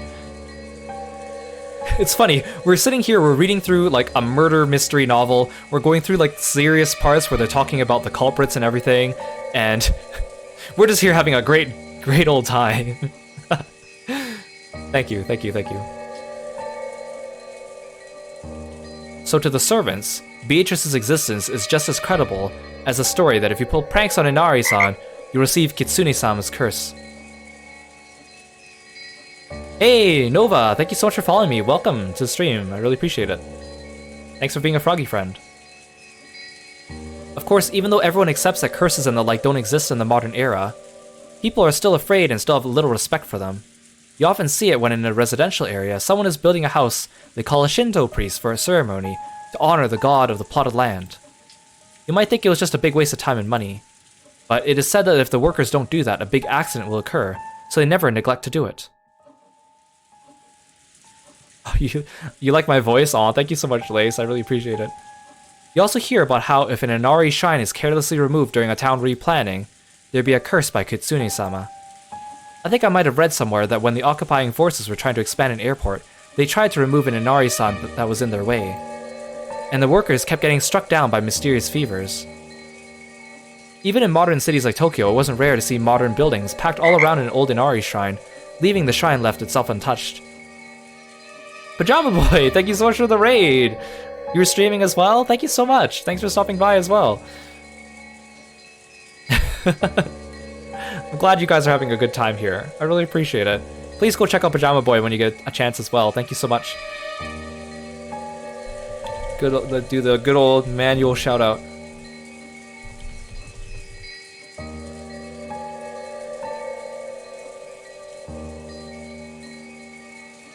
You were not streaming? Like, did you make a stream just so you could come in here and raid? Is that what we were doing? I really appreciate it. Thank you so much. And this wasn't limited to Japan. It's probably similar to how foreigners baptize babies. If I remember right, by Christian doctrine, if unbaptized souls have even the slightest amount of sin, they will still go to hell. Putting water on a child's forehead doesn't do anything, but makes them cry. But if by doing just that, parents can prevent their children from going to hell, they will happily go through with that ceremony. In short, even in this modern society of reason, we are still unable to throw away every trace of belief and fear. You could even say that we accept certain sorts of supernatural things, though in a passive way. Maybe the only difference on this island is that Beatrice is the object of that worship. So in other words, if anything happens that doesn't seem explainable in human terms, it's called the work of Beatrice. I think Shannon-chan said it herself. Windows and doors and locks that were tightly shut would be open the next time you went to check them. Lights that shouldn't be on went out, and lights that should have been out were turned on. And if I remember, even Jessica was joking about it, saying it was also the work of Beatrice when she couldn't find her bag in the morning. Your memory's pretty good. Normally, you'd say some little imps took them, but on this island, it's Beatrice. Well, it's all pretty stupid, though. This mansion has been standing for about 30 years by now, hasn't it? It's natural for things that old to get their fair share of ghost and occult stories, like the 7 mysteries at a school. But that's where I'll spin the chessboard around. Huh? Simply put, on this island, there's a rule that Beatrice gets blamed for anything that couldn't have been done by humans. Things that humans couldn't do. How many humans are there? 18. In other words, the culprit is using the rules of this island to make it look like a witch committed this crime, which proves that they desperately want us to think a 19th person did it. I don't like it. I don't like it one bit. What do you mean you don't like it? Let's assume some invisible 19th person exists and wants people to know they exist. If it were me, I'd do it with even more perfect timing. What do you mean by perfect timing? Well, the crime took place sometime between the middle of the night and dawn, right? We had some people who were talking together until the middle of the night, some people on night shifts, and some people who returned to their rooms and were sleeping. Everyone's alibi is really vague, so there's plenty of room to suspect that the crime was an inside job. George Aniki, Aunt Ava, probably told you to, right? That there's a good chance this crime was an inside job. Yes. I guess. In other words, if this invisible 19th person really exists and wants to let us know it, this first crime was a complete failure. No, in the first place, they chose the wrong time and day to do it. If this invisible 19th person really wanted to show themselves, they had to make sure that the crime took place under conditions which proved that the remaining 12 people were all innocent. As long as there's a single human we could suspect, this 19th person's attempt to highlight their presence fails. That's why near midnight, when everyone's alibis are at their vaguest, the 19th person's existence is also at its vaguest. And yet the culprit chose to commit crime at that time. By committing the crime then, one of the 18 would obviously be suspected. And yet someone handed Maria the letter and called themselves a witch, even though everyone denies they did it. In other words, you're trying to say that one of the 18 is trying to make it look like a 19th person called Beatrice exists. That's a pretty crazy idea. I think Mom's theory about someone hiding outside the mansion is a bit more credible. Badler, don't tell me you actually think someone in this room is the culprit. I do. Someone's trying to force us to accept that Beatrice exists. That's right, this whole thing started as far back as the letter last night. I don't have any basis or proof. But with a chessboard turnaround, this is my best guess. Seriously? That's too crazy. You sure you haven't been reading too many weird detective novels? However, it's an angle we can't ignore. Whether there's a 19th person or not, the culprit's definitely planning something involving the rule about this island. Just now, listening to Badlerkin talk, I remembered something that's a little disturbing. Something disturbing. Yes. Do you remember? Beatrice's letter. It said that Beatrice was going to collect interest. And by interest, it mentioned everything of the Ushirimiya family. Jessica and I thought back on what Maria had read aloud the previous night. Yeah, it said that. It definitely said that. That the collection of the interest was going to take place shortly, but if the riddle of the gold could be solved, she'd lose that right. Grandfather received the gold and rebuilt the Ushirimiya family. In other words, according to Beatrice, everything created using the gold as capital counts as part of the interest. Which means... That's pretty scary for a joke, Aniki. You don't mean everything of the Ushirimiya family. In other words, everything that grandfather gave birth to. In other words, everyone with grandfather's blood flowing through their veins. If you interpret the letter that way, these murders are just Beatrice legitimately collecting interest. If that's the case, these crimes will continue, because the collection of interest is still only halfway completed. George turned around, looking over the parlor. There were still many people who held the name Ushirimiya. And because Goda-san and Shannon-chan had been killed, we knew that not even the servants were safe despite lacking the Ushirimiya name. So, are they planning to kill us all? But that's weird, George Nissan. In that case, why only 6 people? They should have been able to kill a lot more. At worst, it should have been possible for them to assault everyone while they were sleeping and kill them in a single night. Why didn't they do that? The special clause. If someone manages to solve the riddle of the gold, their rights to the interest will be lost. And remember how the letter ended.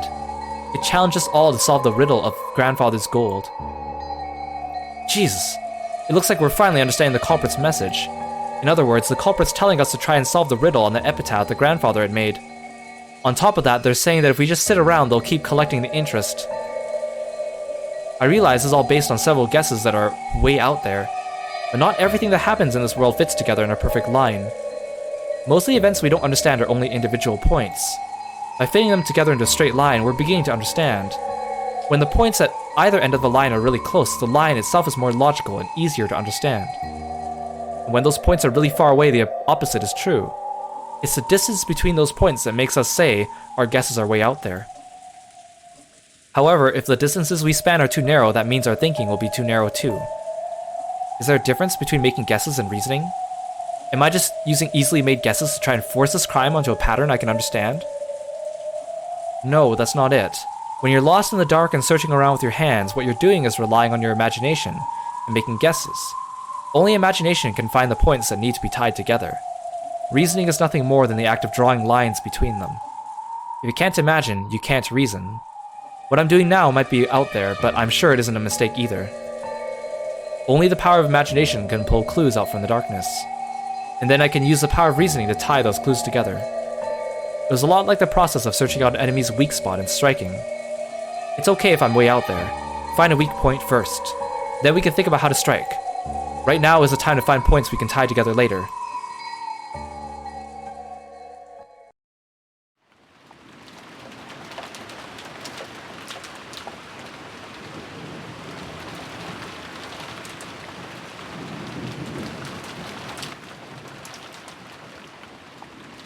For the time being, I put aside whether a 19th person existed, and announced our theory that the goal of the culprit might have been to make us solve the riddle of the epitaph. Uncle Hideyoshi seemed to be extremely interested, but Aunt Natsui said it was ridiculous and dismissed it. Of course, if you think about it that way, even that letter from yesterday makes sense. That motive seems to fit pretty well with the facts, setting aside whoever it was that gave Maria-chan the letter. Beatrice exists! Even though she was puffing up her cheeks in a cute way she'd been doing since yesterday, I couldn't think of it as cute. If I poke fun at her, it might suddenly transform into a creepy laugh. There is no hidden gold. However, if the culprit is blindly sure of its existence, and if they're trying to make us solve the riddle before snatching the gold away for themselves, then I will agree it makes sense. However, if that were the case, why would they start by killing those most highly ranked in the Ushirimiya family? I see your point. If they want to make us solve the riddle, killing those closest to Kinzo-san doesn't sound like a good plan to me. That's true enough. And if we're going with that argument, wouldn't it have been quicker to threaten father in the first place? You'd think it'd be faster to just ask the person who wrote it, rather than try to force us to solve it. You've got a point there. Still, I think it'd take more than your average threat to make father spill the beans. Anyone who knows Kinzo-san well would probably realize that he won't bow to ordinary threats. He is the man who bears responsibility for the Ushirimiya family and its vast wealth. He's been exposed to many threats and attacks in the past. The family only prospers today because he was able to overcome all of them. That's freaking right. I can't even imagine our grandfather obeying someone because of a threat. Jessica, watch your language. Yes, Mom. In that case, what about this idea? No, wait. Is this one also way out there? I couldn't hesitate. Out there ideas are like bows and arrows. It might be hard to hit with, but it's a great weapon, because you can hit enemies from far away. They say most people who've died in battles were killed by arrow wounds. In a battle, you can't just shoot off one arrow. You shoot a whole bunch of arrows at once, pushing forward towards the enemy troops with a wall of them. So keep shooting over and over. Create a wall as you push forward towards the truth. If the culprit is after the hidden gold, forcing us to solve the riddle wouldn't be very efficient for them. It'd be much quicker and easier to ask the person who made it in the first place. In that case, the question is this all a message directed at grandfather? In other words, these murders were a threat made against grandfather. If he didn't tell the culprit where the gold was, his family members would be killed off one by one. What if we weren't the only ones being forced to solve this riddle? What if grandfather was too? If you think about it that way, it explains grandfather's mysterious disappearance. If the culprit had already attacked grandfather, then judging by the state the 6 corpses were left in, he should have been left on display somewhere with that horrible makeup added. But despite that, we still haven't found him. So does that mean grandfather has been kidnapped and is being held somewhere? How could... You aren't saying... How could... That sounds interesting. So grandfather's being confined somewhere, and the culprit's saying we'll be killed off one by one if he doesn't tell them where the gold is. It pains me to imagine how you find that interesting. Aunt Natsui glared at her, but Aunt Ava just smiled calmly. Since we still haven't seen him after all this time, I think it's almost certain that grandfather's gotten caught up in the crime. If you think about it, you can't just ignore Balorkin's theory, right? Be quiet, George. In the first place, when did father actually disappear? Who was the last person to see father? It was probably me. This morning, when we didn't know where my husband and the rest were, we discussed the possibility of them being in father's study, and I went to check his room and greeted him there. Come to think of it, I've been holding the key to his study this whole time, haven't I? Genji, let me return this to you. Aunt Natsui pulled out the gold key and handed it to Genji. Looking at the key, Aunt Ava giggled. Hey Genji-san. I'm sure the police will inspect father's room thoroughly. If there's anything hidden in there, it'll just be exposed anyway. So maybe it'd be better if you just told us about it right here, right now. What are you talking about? It's simple. Father's study is a closed room, with no way in or out except for that key, right? I want to verify whether that's true. There is one entrance to father's study. What about the window? Any other entrances or exits? There are none. There is no way to get in except the entrance. You're sure about that? There isn't some secret door or anything? Since father isn't here, I'm the highest ranked member of the Ushirimiya family. I'm asking you as a representative of the Ushirimiya family head. Remember that when you answer me. Are there any ways in or out of that room other than the main entrance? As father's closest aide, I'm sure you would know. Aunt Natsui looked a little offended at the part about the highest ranked family member, but she kept her mouth closed for the time being and waited for Genji's answer. I couldn't help but feel a little uncomfortable. Was she going on and on about hidden doors? You too, Kanen-kun, Kumasawa-san. If you know, won't you tell me? If there is one, it'd be better if you said so. Otherwise, a certain person might be driven into a corner in a second. Box, welcome! Thank you so much for the raid! Hope you're doing well, hope you had a good stream. Welcome everyone, thank you so much for dropping by. You guys should follow Box when you get a chance.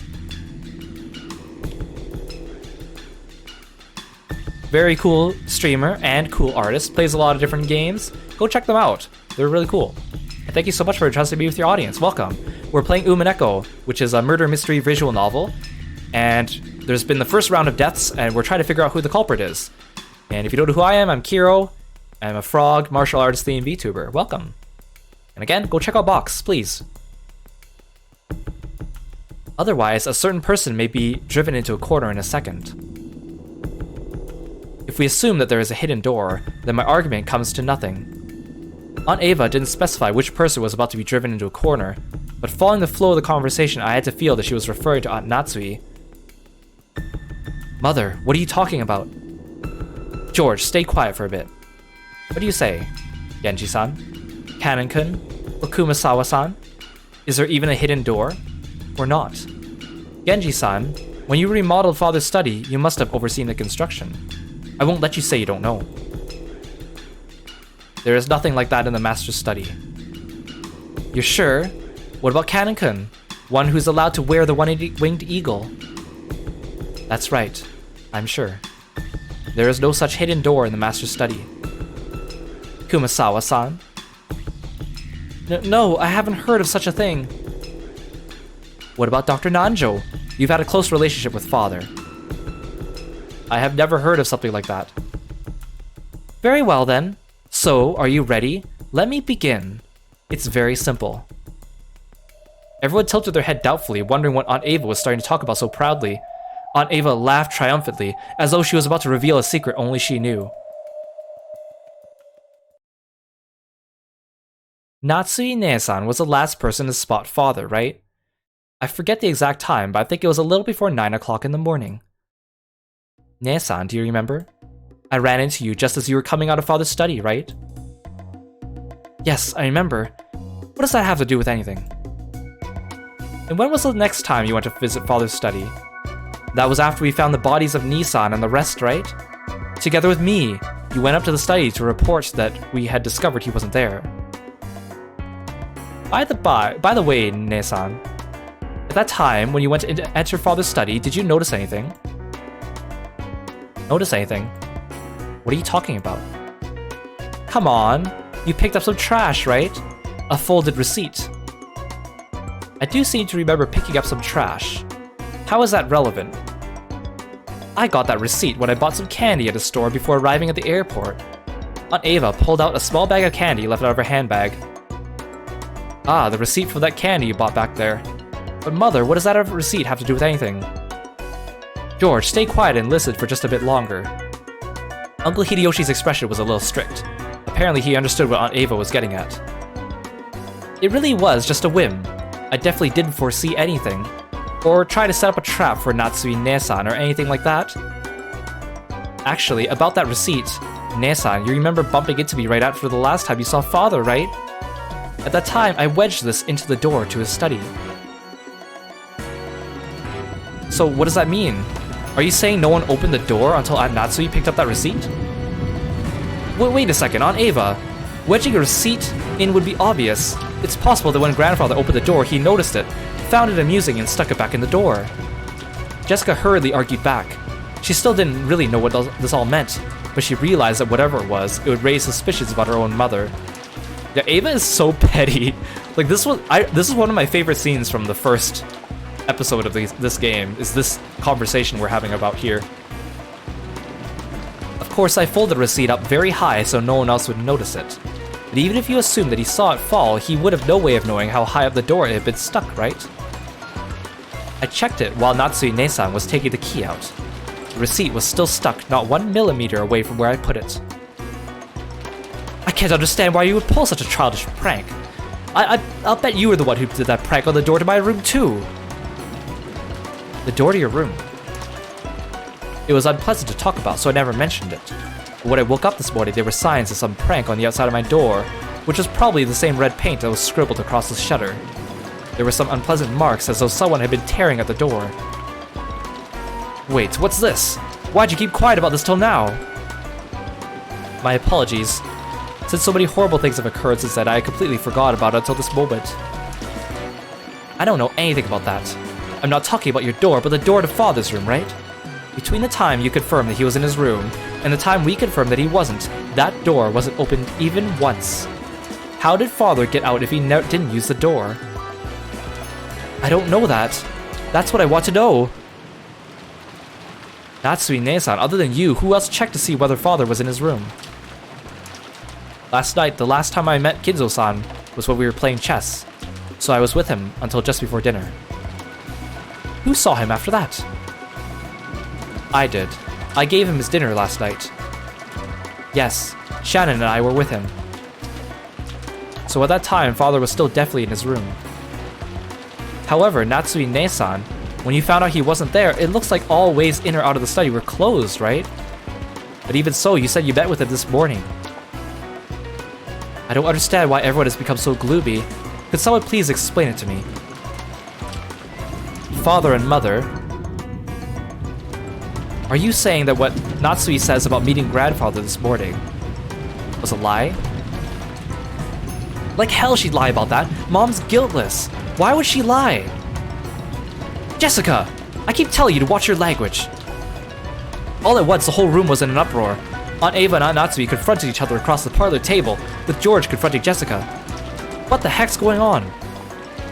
Many people spotted him last night, right? But since this morning, the only one who claims to have seen Father is Natsui Ne-san. And then there's that strange fact we learned from my receipt. So how can we connect these points together? Aunt Ava urged everyone to imagine it. Sure, that receipt could become an important point. But I didn't know which other points to tie it to or how.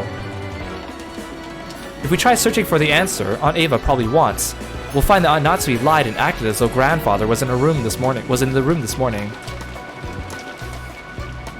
Has that fact been exposed by a whim of Aunt Ava's? I don't get it at all. Why would Mom have to lie? She had no reason to, right? That's what I want to know. But Jessica-chan, you can't be sure she had no reason to lie and say that grandfather was in the room. After all, you see it in mystery novels every now and then. That trick where people fake the time of death to create an alibi for themselves. What are you talking about? I've never heard of that. We still haven't found father yet, but it's pretty natural to assume he's been killed. If that's true, there's no doubt we'll find his corpse soon. If at that point, the time of death could be cleverly faked, Natsui-ne-san would be able to create an alibi. Do you understand? Everyone. This morning, when Aunt Natsui confirmed that grandfather was there, she lied, and he was already dead at that time? And then she moved the body to some other location, and tampered with it so when we find it we'll think he was killed just a second ago. That'd make it possible for her to create an alibi, even just by staying with the rest of us. Then she could say, I heard someone screaming, dash over there and become the first to find the body along with everyone else. Is that what Aunt Ava's saying? Ridiculous! After all, detective novels are merely books for the purpose of entertainment. You could only think of such an indiscreet idea because you read them all the time. That's right. Even if she did try to fake the time of death a little, all that would be blown away in an instant once the police did their autopsy. That might have worked in the past, but do you really think that kind of trick would work in modern Japan? It doesn't make sense. You think so? This morning, when Dr. Nanjo looked at the corpses, he was only able to give a vague estimate of the time of death, right? Autopsy results are very easily affected by the environment and individual differences. It's a very relative estimate, with an uncertainty of several hours.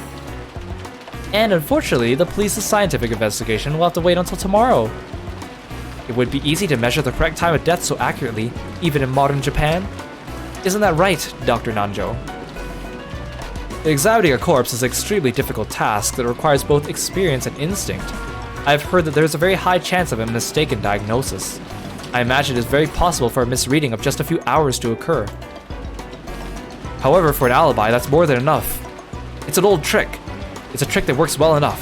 Natsui-ne-san, it's not like we want to suspect you, okay? We just want you to prove your innocence so we don't have to suspect you.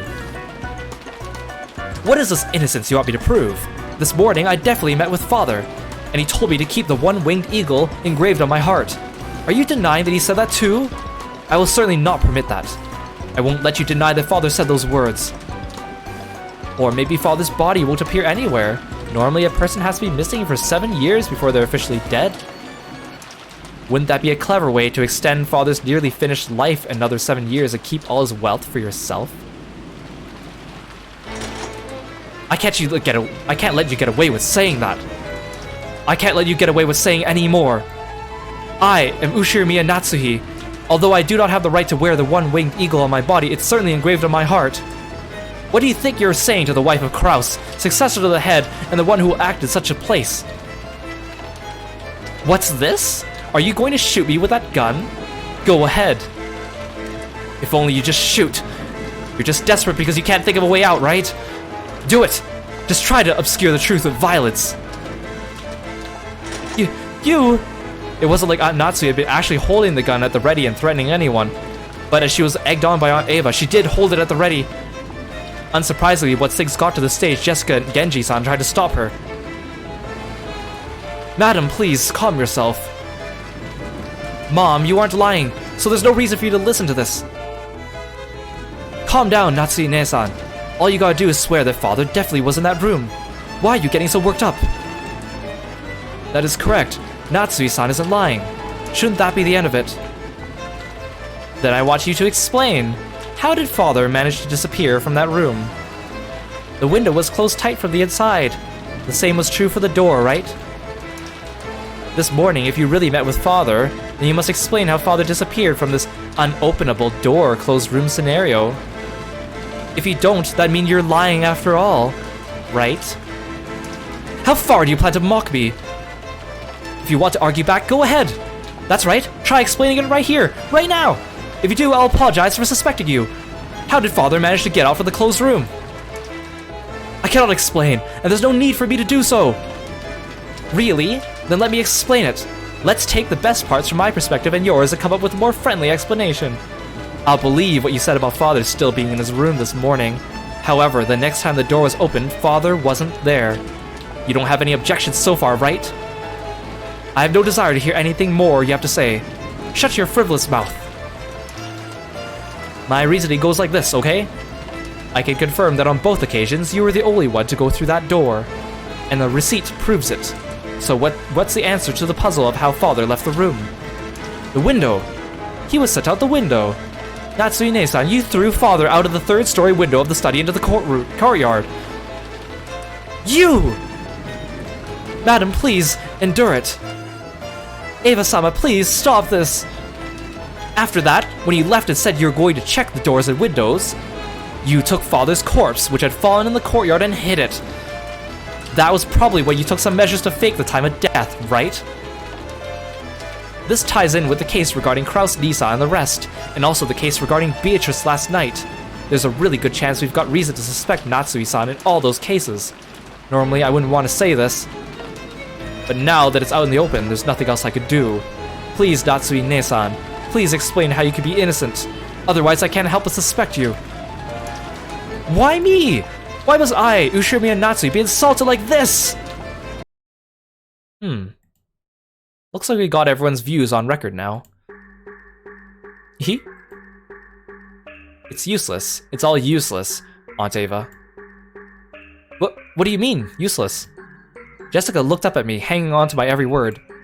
Aunt Ava's expression was confident as ever. Useless, you say? What is? Badler-kun, tell me. You're only convinced it was Aunt Natsui because you're only looking at the case from a single angle. It's not like I'm defending her, but that bluff of a checkmate isn't gonna fly. I think your reasoning regarding that receipt was passable. It's not a bad thread of logic. But I'd only give it a grade of 65 at best. If this were an exam, it'd be bad enough to get you extra lessons in detention, right? Oh my, well, how do you think anyone could break through the doors sealed by my receipt and make father disappear, other than by my theory? It's true that your theory is an interesting one, and if you could say for sure there was no way to make grandfather disappear, then you probably would be able to prove that the last person to see him, Aunt Natsui, was guilty.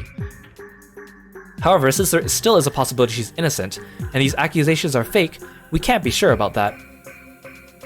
Then Badler-kun, are you saying someone other than Natsui-ne-san made grandfather disappear? It'd be impossible for anyone else to do it. My receipt proved that, right?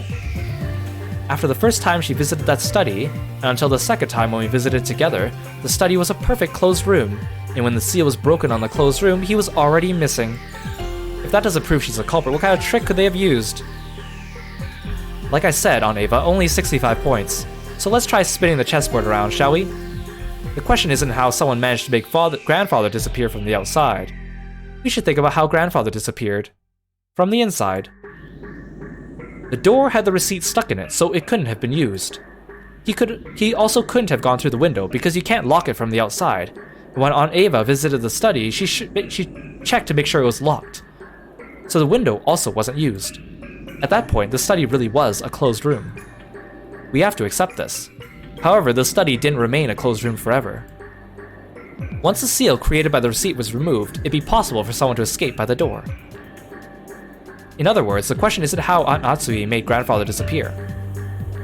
We need to think about how he was able to escape. Grandfather's study isn't an ordinary study, right? According to Genji-san, there's a toilet and a kitchen and even a bedroom, almost like a little house. For example, what if he was hiding under the bed, and the two of you only thought he was missing? Aunt Ava, even you didn't check that far, right? And then the two of you went back downstairs thinking he wasn't there.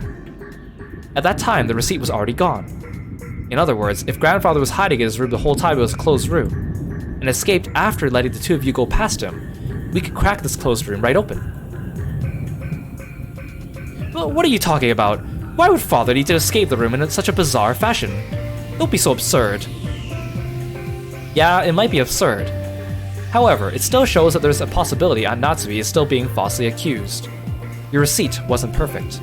In chess, we might call that a check, but it isn't a checkmate. But the thing that really pisses me off is how you're pressuring Aunt Natsui to explain it, then claiming she must be guilty if she doesn't. If you want to go down that road, then why don't you let me, Ushiriya Battler, spin the chessboard around one more time?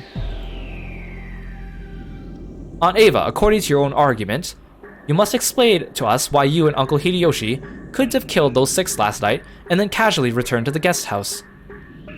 You've been trying to force Aunt Natsui to explain, so I'm sure you can prove your own innocence, right? Especially now that all of grandfather's wealth has suddenly plopped right down in your hands. That's right, you're suspicious enough yourself, aren't you? If you say Mom's suspicious because she was the last person to see him, then what about you, Aunt Ava, the last person to see Dad and the rest? Just like Balor said, prove that you two weren't the ones who killed them. Mother, I also think your reasoning was a little overeager. I'm sure the receipt was an important hint. But like Balor-kun said, that's not enough to prove Aunt Natsui was responsible for some plot. We're all equally suspicious. It's not right for only Aunt Natsui to be persecuted. Our proud father crawling under his bed? You call nonsense like that an explanation? In that case, why don't you explain first? Who killed those 6 and how? And then try showing us proof you weren't involved.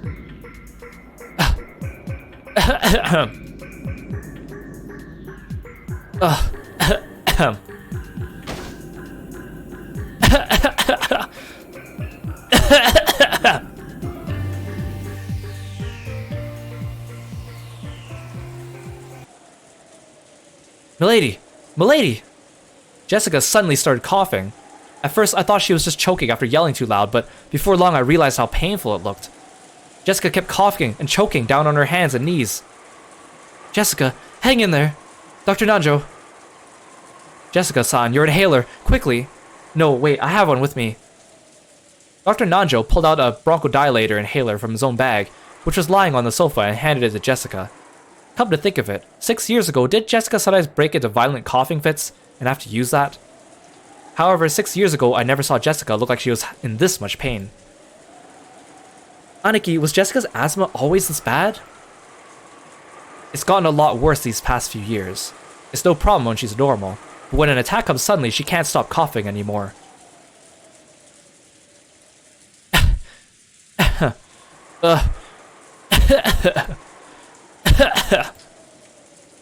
Milady, your medicine. Here.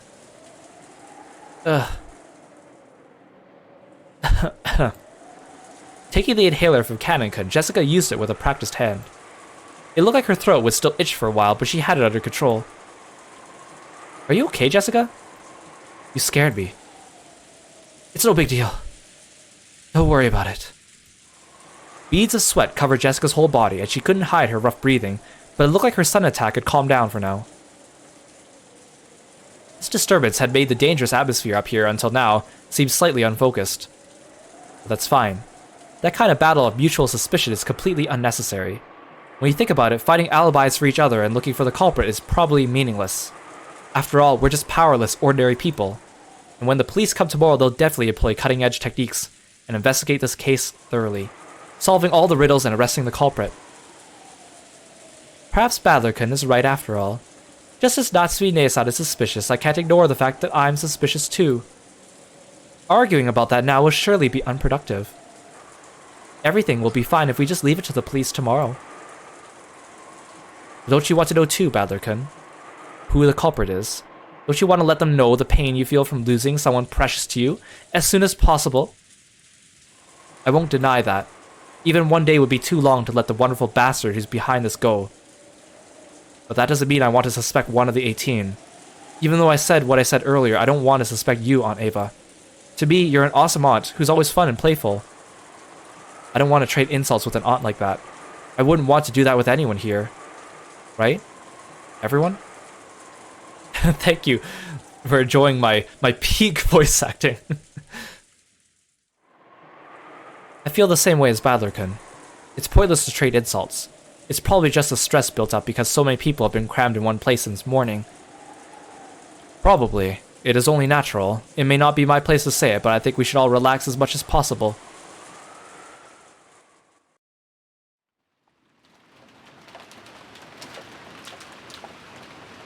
Ava, I think we'd better cool our heads too. The receipt's definitely a big clue for figuring out how Father disappeared. We should tell the police about it when they come. That's right. Right. I just felt a little triumphant when I figured out that part with the receipt. Of course, it isn't fair to only suspect Natsui-ne-san, right? We're just as suspicious. But still, Balor-kun, at least the part about the receipt is real, okay? Don't forget it. And try thinking deeply about what it means one more time, okay?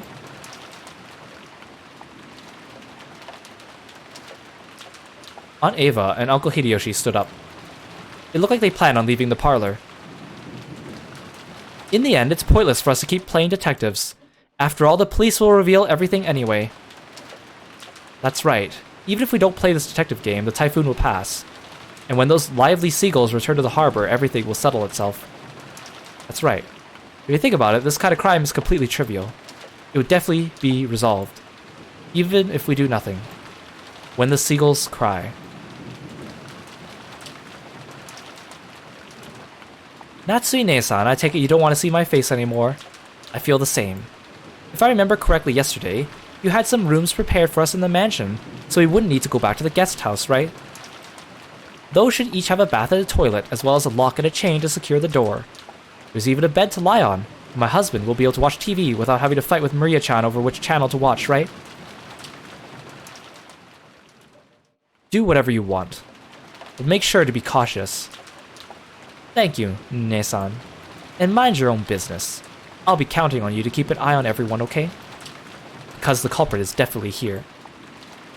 And Ne-san, make sure you don't forget to keep an eye on yourself too. Have you finished taking your parting shots?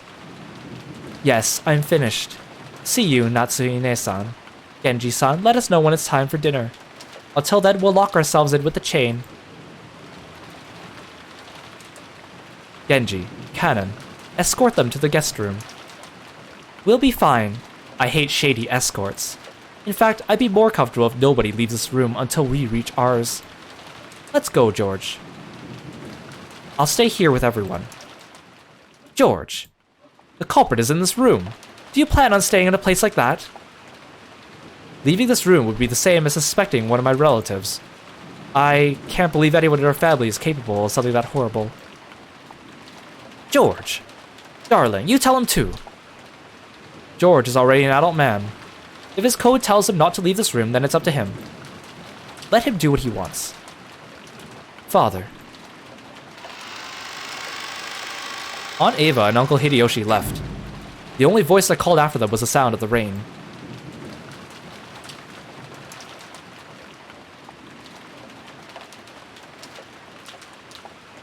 The parlor was being buried beneath the savage atmosphere. When I looked at the clock, I was surprised to find it was already evening. Had we really spent that much time worrying about needless things, talking with each other, fighting with each other? Feeling bored, I started scratching at my head when Maria and I made eye contact. I was a little surprised as I thought she was completely immersed in the TV. I believe it now. Huh? The letter, the murders, everything, it was all Beatrice. In fact, I almost feel like begging her to come out and take credit for all of it. I want it to be the work of a 19th person. Otherwise, the 18 of us will have to keep on suspecting each other. I think believing in a 19th person is better than that. Bringing grandfather outside without opening the doors or windows must be a piece of cake for Beatrice, right? Maria, after taking a single short breath, hung her head and then raised her face again. That's right. Locking a door is useless against a witch. Beatrice is familiar with all 72 demons. The 33rd ranked, Gop, gives the power to instantly carry the desired person to any location. To her, taking a person out of any closed room isn't hard at all, you see. Hey, Kit! Welcome to the stream. Thank you so much for coming by. You guys should check out Kit too when you get a chance. Oops, I misspelled the command. Go visit Kit when you get a chance. Also a very cool gamer. Also a fan of Umineko. This is the version of the game from the Steam store, but modded with the PS3 art pack. So it replaces all the art with the PS3 portraits instead. Thank you so much for coming by. Witches sure are incredible. Tell her, if she feels like committing another crime, to do it in a way that no human could. And make me believe that a 19th person, no, a witch, exists. Kihi? Okay. If I meet her, I'll tell her. Crap. Nothing's made sense to me for a while now. Just when I want to believe in a 19th person, I deny it. And just when I want to believe there are only 18 people, I deny that too. Even though I want there to be more than just 18 people here, I can't accept the existence of that 19th person. In short, even though there are more than 18 people, there are less than 19 people. The number of people in this mansion is 19 is greater than X, which is greater than 18. So the number of people can't be represented by an integer. However, it's impossible for there to be anything after the decimal point. You should be able to show the number of people with anything but an integer. And yet, 19 is greater than X, which is greater than 18. How do you explain the fraction less than 1? It's no wonder that 19th person was something that couldn't be seen. That's why, since you could only write the number of people as an integer, you couldn't see that person. That which cannot be seen. Because Beatrice has no body. Therefore, she is invisible. Is there a 19th person? Or not? Does the witch exist? Or not? 19 is greater than X, which is greater than 18. The witch exists somewhere in that X.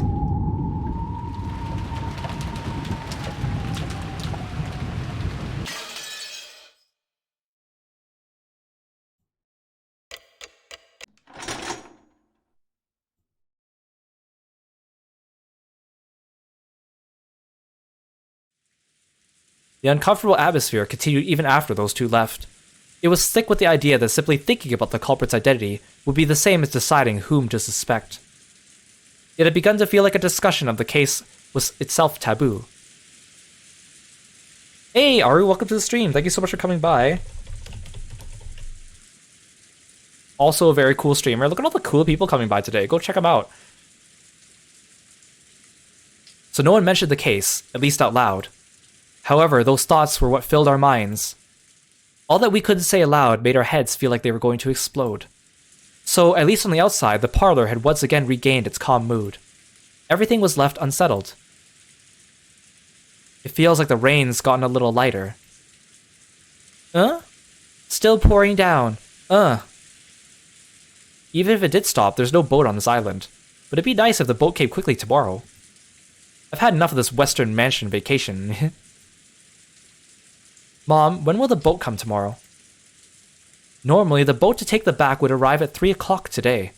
They probably sent us a phone call to say they would come after the typhoon passed, but unfortunately the phones aren't working. But they aren't children over there. They were told to both drop off and collect our guests, so they will most likely arrive first thing tomorrow morning. Probably about 9 o'clock, I believe. It was completely black outside. When I looked at the clock, I realized it was just past 7. I was starting to get hungry. In the kitchen, Kubasawa was cooking enthusiastically. She had laid out a variety of dishes, and while they didn't match the level of Goda's artful cooking, they were still quite gorgeous. It was an act of kindness from Kubasawa, who was trying to enliven everyone's low spirits with some food. Kumasawa wasn't nearly as talented as a professional cook like Goda, but she was far from unskilled. On the contrary, since she had been brought up in a fishing village, the simple food she created was sometimes highly praised. Cannon arranged the food Kubasawa had finished creating on plates under her direction. Cannon also helped in the kitchen sometimes, but since he was rarely placed in that role, he was slightly awkward, even though he tried his best. Self-conscious about the fact that he could cleverly arrange the food, Cannon's expression darkened slightly. But Kubasawa smiled as though everything was fine. Oh, it's arranged beautifully. Cannon-kun, aren't you skilled? If it had been Shannon Ne-san, it would look even more beautiful. Cannon stopped arranging the food for a bit and hung his head. Shannon was the one who always assisted Kumasawa in her cooking. Tonight, Cannon was doing it instead. And as he remembered Shannon's face at her brutal end, he grimaced. Forget that for now. Genji spoke kindly to Cannon as he advanced upon. Nanjo had escaped from the parlor once the mood had grown sour, and Genji had become his opponent in a game of chess upon Nanjo's request. Yes, I will forget it for now. Indeed. That is probably for the best. Genji purposely refrained from facing Cannon as he spoke. He did so because he understood it might make things tougher on Cannon if he noticed that someone was looking at his eyes. Nanjo also understood that and held back any thoughtless words. I wonder where Kinzo-san is gone. I hope that he is safe, but I do not know. However, I believe everything has proceeded as the master had hoped and arranged for. To distrust that would exceed my role as furniture in service to the master. Aren't you scared, Genji-san? I am frightened that something bad will occur again tonight. I have nothing to be afraid of. I serve the Ushiyama family, and that is all. Nanjo sighed through his nose and made a carefully considered move. Nanjo was very slightly dubious. Could Genji possibly be thinking he'd be left out of this? He couldn't even imagine what was happening inside this mansion, but he definitely couldn't deny the possibility that Kinzo had devised something. If you likened this island to chess, Kinzo had opened the game, and as a result, 6 pieces had been defeated. Could it be that Genji was calm because he believed he alone was on the outside of the chessboard, and therefore safe? Nanjo thought about it. Isn't everyone just a piece on this chessboard lined up equally without exceptions? Wasn't even Genji, who had gained more of Kinzo's trust than anyone, no, who was confident of his position as Kinzo's only close friend, just another one of the pieces laid out on the chessboard? Genji-san, I am truly frightened about tonight. I hope with all my heart we will still be safe when tomorrow morning comes.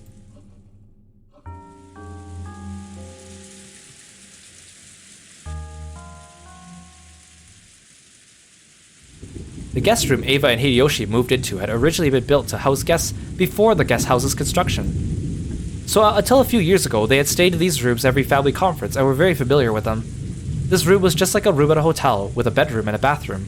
So even though they were still shut in, it was far more comfortable than the parlor.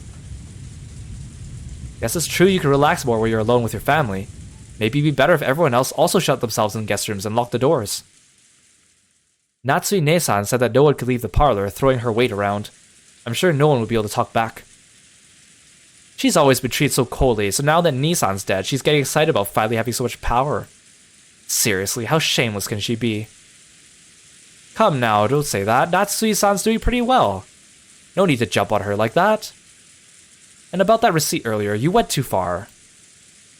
Come on. If I hadn't said it there wouldn't be any other good time to say it. Eva, sulking cutely and looking at the television, sat alongside Hideyoshi, who was lying on the bed.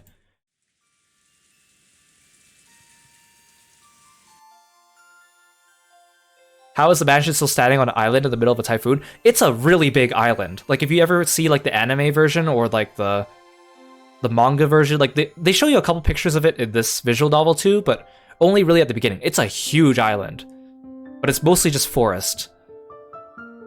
Still, we haven't been alone like this for quite some time. You're right. Come to think of it, both you and I have gotten pretty old. Since George was born, everything's gone by in the blink of an eye. There is an anime, however, here's the caveat. So, this visual novel is 8 episodes long. The anime only covers the first half of it. So it only covers episodes 1 to 4. So in other words, it doesn't actually solve anything because it ends on a cliffhanger and they never continued it.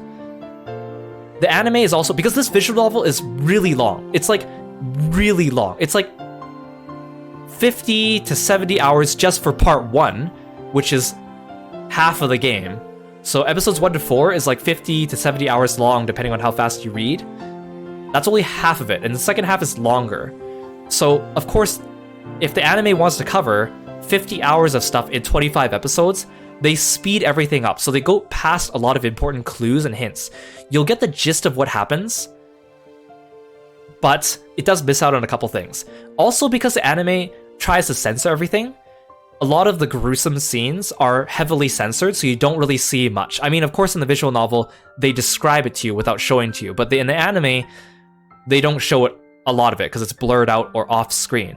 Now, a lot of people hate the anime because they think, oh, they rushed everything, it's so short, the animation's not that great, etc., etc. I understand, if you're a fan of Umineko, the anime does not do it justice. However, if you are just looking to get your feet wet in Umineko, get a little taste of it to see what it's about, to see if you want to enjoy it. Watching the anime is not a bad idea. That's what I first did. I watched the anime just to see if I wanted to get into it, and I was like, this is really good, I want to find out what happens, I'll go read the visual novel and the manga now. The manga is kind of like a halfway point between the novel and the anime, because it includes more of the writing, and it helps show more of it visually because it's a manga, and therefore the scenes are actually drawn out. The manga is also longer and covers the entirety of episodes 1 to 8. So if you don't want to watch the anime, or you don't want to read the visual novel, the manga might be the place for you. Now, this was kind of the case like 10 years ago when this game did not have an official English translation. You had to get like a fan translation, and then you also had to get an official copy of the game, or people pirated it too, it did happen, and then patch it together and then play it on your own. And it was kind of a pain in the butt. It's a huge file, so it was really, really big to download, and it took forever, and you had to like unzip it in a certain way because there was multiple parts. It was a big hassle. So 10 years ago, I could understand people unwilling to go and read the novel. Nowadays, because the novel is just on Steam, if you're interested in this game, I just highly recommend you download the visual novel and give it a try. Or watch my YouTube videos where I go through all these playthroughs myself. Of course, we're only going through the episode 1 right now, but there are 8 episodes that I plan to go through them all. So, yeah. Anime, if you're an Umineko fan, doesn't do it justice. If you just want to get your feet wet and see what it's about, I think it is sufficient for that. But you will not get the full impact of everything, especially because it ends on a cliffhanger. That's my little soapbox, anyways. Oh, sorry, I missed your question. How many deaths have there been? There are 6 deaths so far, and grandfather is missing. It really has. I wonder if we were too hasty in having a child. Ava's eyes looked like they were staring off into the distance. Yes, she had thought of it as a once-in-a-lifetime chance. Her older brother Kraus had been unable to father a child for quite some time. 6 years passed after his marriage to Natsui without any signs of pregnancy, which didn't please Kinzo at all. Ava herself had thought that, since her name would be moved outside the Ushimiya register when she got married anyway, it didn't matter whether a successor to the headship was born or not. And then one day, she had a heavenly revelation. Or maybe it was the whisperings of the devil that she had listened to and agreed. If she could give birth to a successor first, wouldn't she be able to remain in the Ushimiya register? If things went well, maybe she might have a chance to inherit the Ushimiya family herself. When she proposed this to Hideyoshi, he had approved of it instantly. This wasn't because Hideyoshi also had greedy thoughts. For Hideyoshi, who had no close relatives, it was a chance for him to feel once more the long-forgotten thing called family. So when they got married, he hadn't fussed over which last name they were to keep, and had quickly agreed to have his name entered into the Ushimiya family register. It hadn't been easy to persuade Kinzo, but as his daughter, Ava knew Kinzo's personality well. So by choosing the time when Kinzo was most dissatisfied with Natsui, she was magnificently able to make him accept Hideyoshi as an adopted son-in-law. Looking at Hideyoshi, who had achieved success after starting from nothing, Kinzo might have seen a little bit of himself. He quickly grew to like Hideyoshi and approved his transfer into the Ushimiya register. George would eventually become the successor to the Ushimiya family. They had raised him strictly with that purpose in mind. He had been worth their while, and had grown into a fabulous young man who wouldn't disappoint no matter where he went. That was why he had not been permitted to fall in love with a servant like Shannon. So when she learned that Shannon was dead and the engagement was now invalid, though part of her had been shocked by the gruesome crime, part of her had also been relieved that her dear George wouldn't be stolen away by some servant girl. I have hated Kraus Nissan since long ago. He was so full of himself, always swaggering around, so proud that he would one day become the head. So I wanted to get back at him. Was that just a childish emotion? But in the end, that emotion guided my entire life. If that had been all, then it would have been fine. But because of that emotion, I got you and George involved. I used you. Ava, don't blame yourself for that. Hideyoshi got up and held Ava's shoulder. She could feel a warm understanding from him. Well, I reached the halfway point of my life long ago. But you know, I have absolutely no regrets about how I've lived my life. Not one. I think that since I've been with you, Ava, I've been able to relish an enjoyable life that other men never will. After I lost my relatives in the war, you reminded me what the worth of family is. So I'm grateful to the Ushimiya family and think of it as my only one. In this life I've led with you, not a single thing's been wasted. It's really been a fun life up until today. Thank you, darling. Ava hung her head, burying her face in Hideyoshi's chest. Probably no one in the parlor could even imagine that this side of Ava existed. I'm the one who should be thanking you. Until today, there hasn't been a single day I've regretted being with you. Me too. I'm so glad to have you by my side. George is already a fine adult. Even if I don't look out for him, he's a man who could do his job well on his own. I wonder, around New Year's, do you want to go and spend some time in the Maldives? Just us, no one else. No way. Aren't you always saying that you're so busy responding to New Year's cards, you don't even sleep? None of that is this New Year's. I won't read New Year's cards. I'll just stay quiet and check to see if I've won the New Year's lottery. It'd be sure nice if we run a color TV this year. No way, I don't want to waste time checking the lottery while in the Maldives. Or Maldives. Then none of that either. How does this sound? Just the two of us. Taking it easy like we were newlyweds just before George was born. Yes. In that case, fine. I heard the Maldives are wonderful. An island with nothing on it, surrounded by beautiful coral reefs and cottages lined up over the water. Like when we were newlyweds, you say? Starting when? As soon as I finished up some business. I won't know till I ask the travel agency, but probably before New Year's Eve. No way. Right now? I want to go right now. Eva knitted his lips in a peevish yet flirtatious manner. The only sounds that filled the room were the distant voice of the announcer on the news, which Hideyoshi had left on, and the obnoxious pounding of the rain against the window. See, again, one of my favorite things about Umineko is not just how good the murder mystery is, but there's so many characters where you get to see so many sides of them. You'll hate them 1 second, and then you'll start, like, feeling for them a little bit, even if you still kind of hate them, and then you'll go back to hating them, and then you'll go back to feeling sorry for them. It's like a roller coaster of emotions. I think at the beginning, like, there's so many characters I hated, and then I started to feel for them, and then there were characters that I felt for, and then I started to hate them, and then I didn't know what to think anymore. It was intense. There was a knock on the door, and Genji-san entered. Madam, dinner has been prepared. Will you eat it here again? Yes. Have it brought here. Is Dr. Najo still in the kitchen? Yes. He has said he wishes to carefully deliberate over his next move. Do not worry, he is with the other servants. Genji-san's good enough at chess to be grandfather's opponent. I hear he's even better than Dr. Nanjo, right? That's right. Long ago he played against me, but he must have let me win. Maria, sounds like it'd be time to eat soon. But look at you, you've been watching TV all day long. You still haven't gotten bored. I'm always watching TV, so I'm fine. Maria-chan sure is a TV kid. Food's coming, so we have to clean up the table. Earlier, we had torn several pages out of Maria's notebook, and there was now a mess where everyone had been drawing together. Jessica began cleaning that up quickly. Still, everyone here really can draw. I never guessed. Genji, ask Eva-san and Hideyoshi-san whether they'd at least have dinner with us.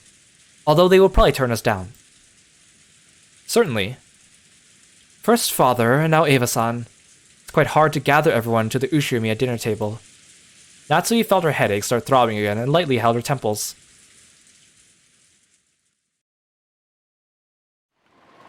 The distance from the kitchen to the parlor wasn't that great, so Genji had gone and come back by himself, but the guest room was a little farther away. Natsui had warned him to avoid being alone whenever possible, and just now Nanjo had also admonished him, saying it would be better if he had a little bit more concern for his safety. Kanon accompanied Genji, and the two of them went to visit Eva and Hideyoshi in their guest room. Genji knocked on the door. Eva-sama, Hideyoshi-sama, dinner has been prepared. He waited a short while for them to come out, but there was no response. Genji-sama, look at this. Kanon pointed under the door. A Western envelope had been inserted under it. Normally when something was inserted this way, it'd be interpreted as a message from someone outside to someone in the room. So since this might be a private note meant for Eva and Hideyoshi, it was not something that Kanon and Genji were supposed to take interest in. But this Western envelope was one of Kinzo's, the same kind as the one Maria had taken out last night and surprised everyone with. There could be no mistake. It is one of the master's envelopes. Or could it be... Even though this was one of Kinzo's envelopes, the letter Maria read aloud the previous night had come from Kinzo. Genji continued knocking a little harder and called out in a loud voice. Eva-sama! Eva-sama! It is Genji! Are you there? Please answer, Eva-sama! But there was no response from inside. Sometimes when the servants went to call in some guests for a meal, the guests would be sleeping so deeply they wouldn't wake up. In times like this, the servants would stick a letter in the door to show that it was time to come out, and leave the guest be. But despite that, Genji beat even harder on the door and called out Eva's name. However, there was no answer. Kanon stuck his ear up to the door, held his breath and listened for any sounds coming from inside. I hear something that sounds like the television, but I don't sense anyone. The room might be empty. Genji took out a handkerchief and, carefully not to touch it with his bare hands, gently pulled out the envelope that had been stuck under the door. It was sealed with deep red sealing wax. Without a doubt, the mark on that sealing wax had come from the Ushimiya family head's ring. Eva-sama! Eva-sama! Please, answer! Are you still in your room? But there was still no answer. It was a chance that those two were aimlessly walking around the mansion. This was the home Eva had grown up in. There was plenty of reason to think she had gone out on a casual stroll. Genji groped around in his pocket and pulled out the bundle of keys, which contained the key that would open the guest room. Genji-sama. Kaden also understood what this meant. They would sometimes unlock the door so they could go in and do things like make the beds, but only after they made sure the guests were out. To unlock the door for any other reason, and especially to do so when there was a chance the guests hadn't given permission, and might still be there, was an action unbecoming of a servant. But Genji had decided, if the only problem had been his knock hadn't received a reply, he would have gone this far. But the envelope under the door was doubtlessly one of Kinzo's, or rather, one of the western envelopes of the Ushimiya family head. After last night, the sender of this envelope could be someone other than Kinzo. If this letter had been sent by someone else...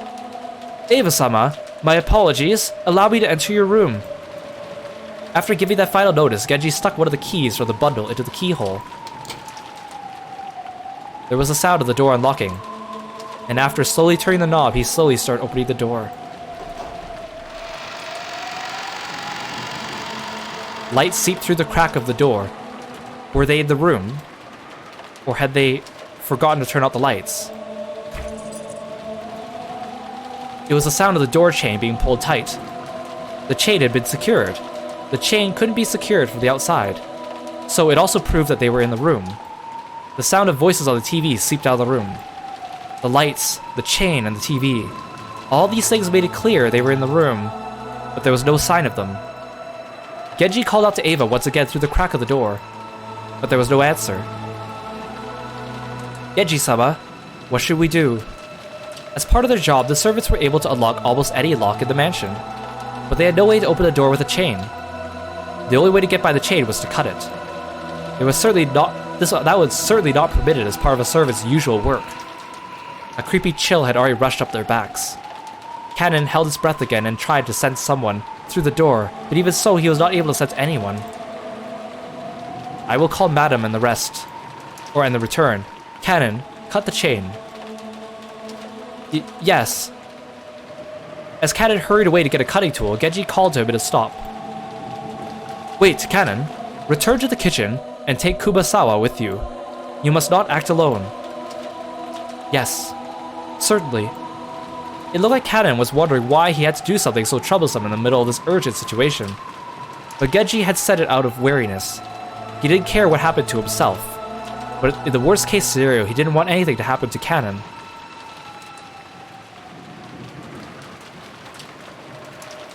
In the kitchen, Kumasawa was piling food on the serving cart, and Nanjo was waiting for Genji, apparently wanting to show him a move he finally thought of that might turn the tables on him. But Genji's appearance immediately told him something was wrong. Oh, what has happened, Genji-san? Dr. Nanjo, my apologies, but please allow this match to be suspended for the time being. Kanen, take care of the chain. Kumasawa, stop setting up dinner for now and accompany Kanen. I will go over to Madam. If you would come with me, Dr. Nanjo. Has something happened? Genji took Nanjo, who still didn't know what was going on, and quickly left the kitchen. Kumasawa-san, my apologies, but please come with me. What has happened, Kanen-san? Kumasawa had said almost the exact same thing as Nanjo, unable to take in the situation, and chased after Kanen, who had flown out into the hallway. Taking Kumasawa with him, Kanen went to a storage room and looked through the tools packed in toolboxes and hanging all over the walls, trying to find something that could be used to cut the chain. What are you looking for? Let me help too. We're cutting a door chain. Where was that large wire cutter? A door chain? Why would you need something like that? The chain to Eva-sama and Hideyoshi-sama's room. Even though they should be inside, they didn't answer when we called them. It took Kumasawa some time to figure out how cutting the chain and Eva and Hideyoshi not answering were connected, but she did realize that this was an urgent situation. That one will probably do the trick. Kata took down a very large wire cutter that had been hanging on the wall. It was called a cutter, but maybe it'd be easier to understand if we said it was shaped like a large pair of pliers. Thank you so much for coming by, CB. Hope you sleep well. Thank you so much. Kata remembered once being warned that this dangerous tool could easily cut through one of your fingers. Kata took that and rushed up the stairs. He already knew instinctively. He should fight for every minute, every second to open it quickly. Or perhaps it was already... Please wait, Kata-san. Hurry. Kumasawa eventually caught up with him, gasping for breath with both hands on her knees. When Kata changed his grip on the wire cutters and looked at the door, he let out an struck speechless.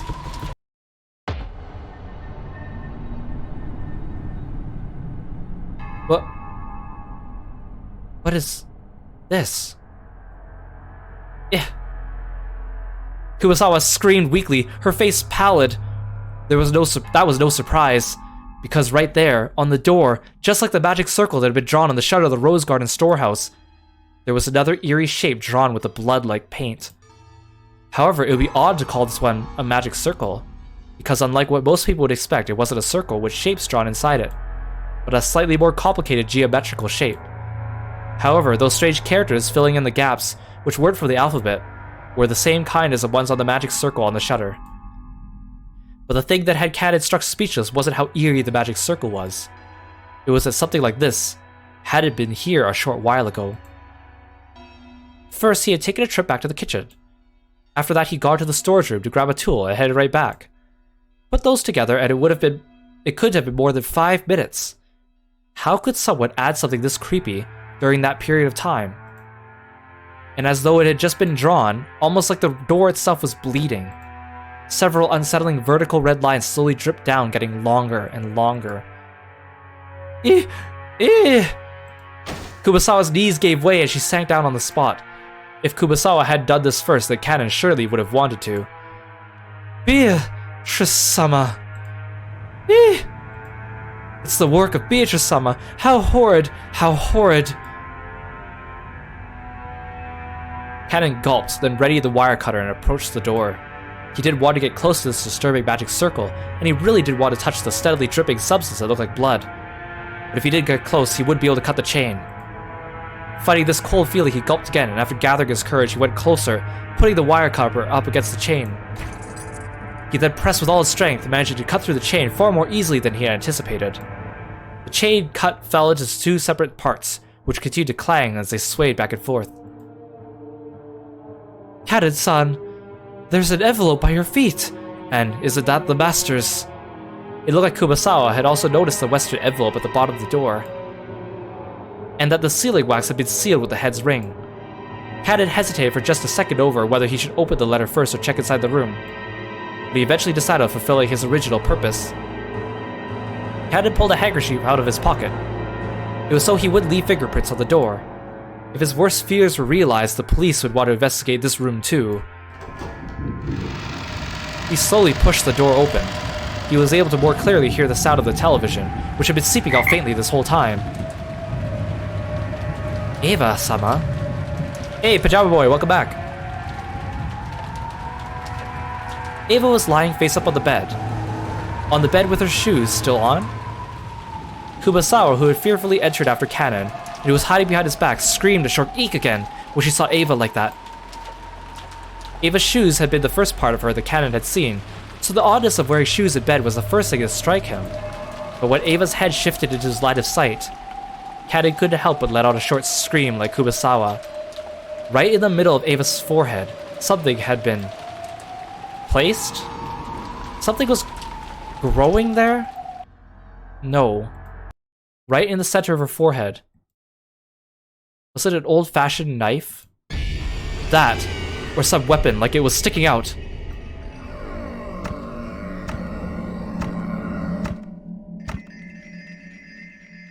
At the base of where it stuck in, blood dripped out, staining the sheets on the other side bright red. Kumasawa's knees gave way once more as she sank down on the floor. Her mouth kept flapping open and closed, but she couldn't even scream. Eva was dead, with some kind of weapon sticking out of her forehead. Both eyes were opened wide, and the image of the person who killed her must have been burned into them. but only the mouth capable of naming that person had been shut for all eternity. Even though her forehead was the last place they wanted to look, they couldn't tear their eyes away from it. Right there, the weapon was stuck into Ava's forehead, standing almost perfectly upright. And on the handle was a complicated design that you wouldn't expect to see on an ordinary weapon. A thing could be summed up with the word occult. It was a vulgar object, but with a design that might have been of some demon. What about Hideyoshi-sama? Hideyoshi-sama? Ava was on top of her bed, but the other bed was empty. Where was Hideyoshi? After taking a backwards glance at Kumasawa, still on her knees and stupefied, she checked the bathroom just in case. At the moment he opened the door, he was greeted by steam and the sound of a shower. The bathroom was of the same familiar style as most hotel bathrooms. When taking a shower, a waterproof curtain was used to keep water from flying out. That waterproof curtain was half open. And lying tumbled down in the bathtub was Hideyoshi, completely naked with both eyes open, and pointing right at Cannon. Just like Ava, a weapon with a demon-like design was stuck into his forehead. Since his forehead had been under the shower's hot water this whole time, his face wasn't half covered and filthy with blood like Ava's had been. But the sight of him dead while still taking a shower was tragic enough. Just then, they heard Natsui's voice coming from the hall. She was probably coming with Genji. Again with this graffiti? What about this letter? What does it say inside? I don't know. I haven't read it yet. We shouldn't touch it carelessly. The culprit's fingerprints might be left on it. We should hand it over to the police. They went out of their way to leave it here. I'm sure they wouldn't have left fingerprints. As Natsui said that, she picked up the envelope. And before checking its contents, she entered the room herself, where she found Ava, dead. Ava-san! Madam, Hideyoshi-sama is here too! This is truly atrocious. Cannon, turn off the shower! Don't let this be any more pitiful than it needs to be. Yes, ma'am. Cannon gripped his handkerchief and twisted the valve, turning off the shower. In the bathtub, a small jar of body soap had fallen with his cap off. It really looked like he'd been attacked while taking a shower. There was still a small splash of blood clinging to the white bathtub, and the combination of red and white made a horrible contrast. Dr. Danjo. I understand. No signs of post-mortem lividity. Rigor mortis hasn't begun either. It would seem that an hour or so has passed since they were killed. But even so, how could a weapon with such a short handle do that to the skull? I cannot imagine. Nanjo checked their pulse and their pupils, making certain of their deaths once more. As Cannon watched this business-like treatment, he thought, couldn't you tell at a glance that they're dead without doing all that? Nanjo thought about removing the weapon, but then decided it'd be better to preserve the scene and hand it over to the police, so he left it alone. But a close inspection of the base showed it didn't have a blade. In fact, it was more conical than blade-shaped. He noticed that rather than a knife, it was more like a short-handled spear, something with a shape better suited for thrusting than slicing. Rather than a short spear, you might call it a thick ice pick. At any rate, after looking at the scene, no further words were needed to describe what sort of terrible purpose such eerily designed weapons were originally made for, nor was it necessary to explain how they carried out their function. Natsui, hoping to escape the repulsive steam filling the bathroom as soon as she could, covered her mouth with a handkerchief and dashed from the room. Just viewing their gruesome bodies for an instant had been enough to burn the image into their eyes. If she looked any longer, that image would surely remain in her vision for all eternity. The rising urge to vomit was exactly the same feeling she'd had that morning at the gardening storehouse. For a while, Natsui couldn't help but stand with her back facing the guest room, fighting that sickness in her stomach. At any rate, we can't let the children... We can't let George-kun see this room. Seal this room with all haste.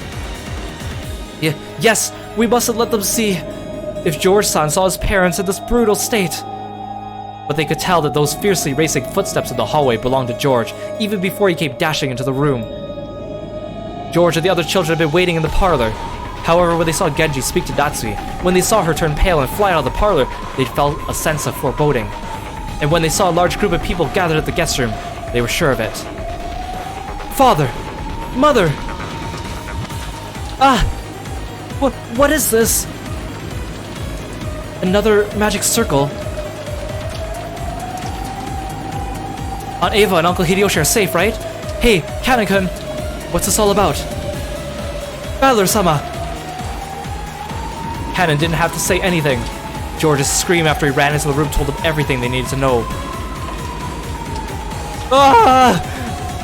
Who did this? I'll kill you. I'll kill you.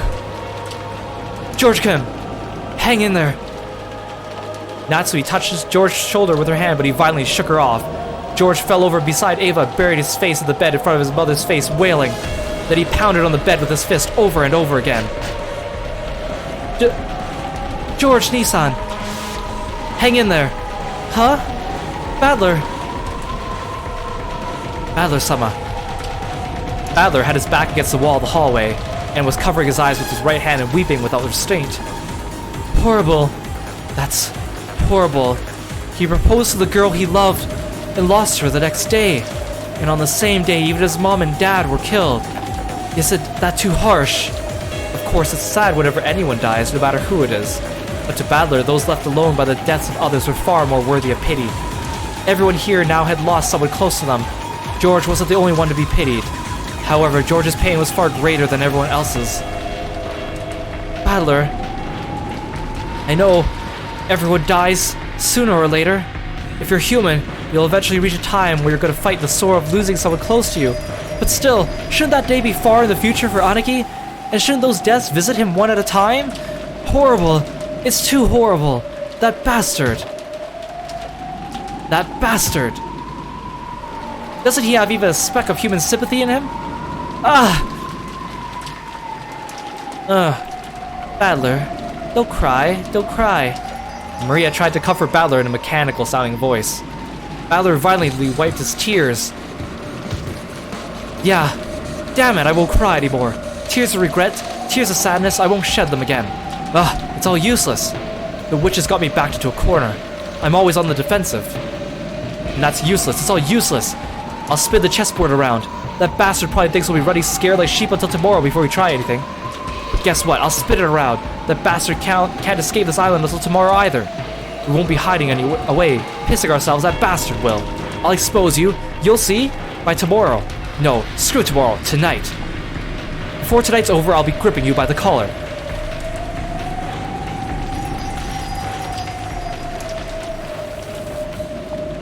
Night, Pajama Boy. Thank you so much for coming to the stream. Hope you sleep well. At any rate, we'll lock this room and leave everything as it is until the police come. No objections, I take it. Natsui announced as though she didn't care whether they agreed or not. If anyone had a right to object, it would have been George, but he looked as though he'd shed enough tears. George nodded slightly, still facing away from the others.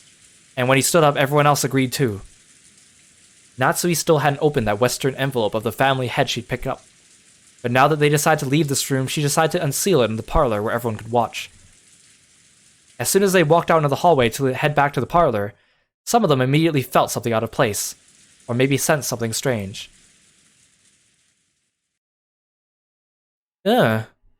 Stinks. Did you notice it too, Maria? Seriously, what's that smell? It's awful. When everyone sniffed the air, they did not notice a horrible burnt smell drifting through the hallway, one that none of them had smelled until then. I will go quickly to check the kitchen. I'm sure I turned the flame off. After noticing a burnt smell, it was natural that Kumasawa, who had just been using the burner in the kitchen, suspected that her own slip-up had caused it. Kumasawa hastily dashed away. Kanon, go with Kumasawa. Do not let her be alone. Yes. After nodding at Genji's order, Kanon followed after her. He wasn't running, but as he followed her, he tried to search for the cause of the smell in the other directions as well. Ugh. Stinks. Ugh. It truly is a stench that makes the nose wrinkle. However, that doesn't mean we could just open a window for ventilation. Natsui was reluctant to open the windows in a situation where self-defense was so important. Let us run the fan. I do not believe there will be any need to open the windows. George, Aniki, is it okay if I talk to you? If it's about finding the culprit, then I have no problems. It seemed that George had managed to climb out of the abyss of sorrow. All that filled his chest now was the quiet flame of hatred towards the culprit who had stolen the lives of the one he loved and his beloved parents. The chain for this room was set. For what I could tell by looking at it, I'm positive it couldn't be opened from the outside. In other words, this was a perfect closed room. That does seem to be the case. In the case of the Rose Garden storehouse, they might have sneaked the shutter's key out of the servant room, or maybe they had a duplicate key. I can imagine many ways they could have done it. But this chain is different. Among generally used locking techniques, a chain is the simplest one to create a closed room with. Only a chain will block everyone from coming from the outside, as long as it isn't physically broken. So does this mean the culprit couldn't have gone in or out through the door? That's interesting. Just a few hours ago, I seem to remember everyone making a fuss over how to enter a room without using the door. Back then, we were all losing our cool, wondering how grandfather had disappeared from his room. The receipt Aunt Ava stuck in the door on a whim proved that the door had remained sealed, and since Aunt Natsui was the one person to enter or exit during that time, she was under suspicion. Aunt Ava proposed a theory about how Aunt Natsui might have thrown grandfather out the window, and left by the door herself. But this door is much simpler. It was sealed from the inside by the door chain. The window had also been locked from the inside, and the bodies had been inside the room. This time it really had been, without exaggeration, a true closed room. That's right. If you include grandfather's disappearance, 3 cases have occurred, and all 3 times, the door has been the point of interest.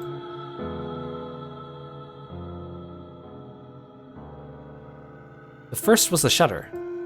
It was a key in the servant room, and if we assume someone knew about that, this can't really be called a closed room. The next was the door sealed by the receipt. However, Aunt Natsui entered that room, so if grandfather had left through the window or been thrown out, she would have been able to lock the window before escaping. Or, like my theory, grandfather could have hidden until the receipt was gone and left the room later. Basically, this door can be defeated with a handful of desperate tricks. In that sense, you can't call this one a closed room either.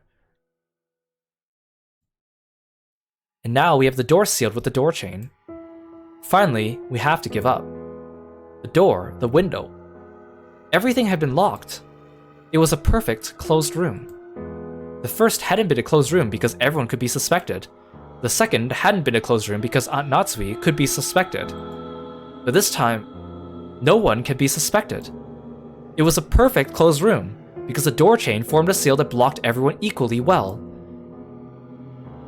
In that case, did the culprit carry out the crime without entering the room? With some method from outside the room?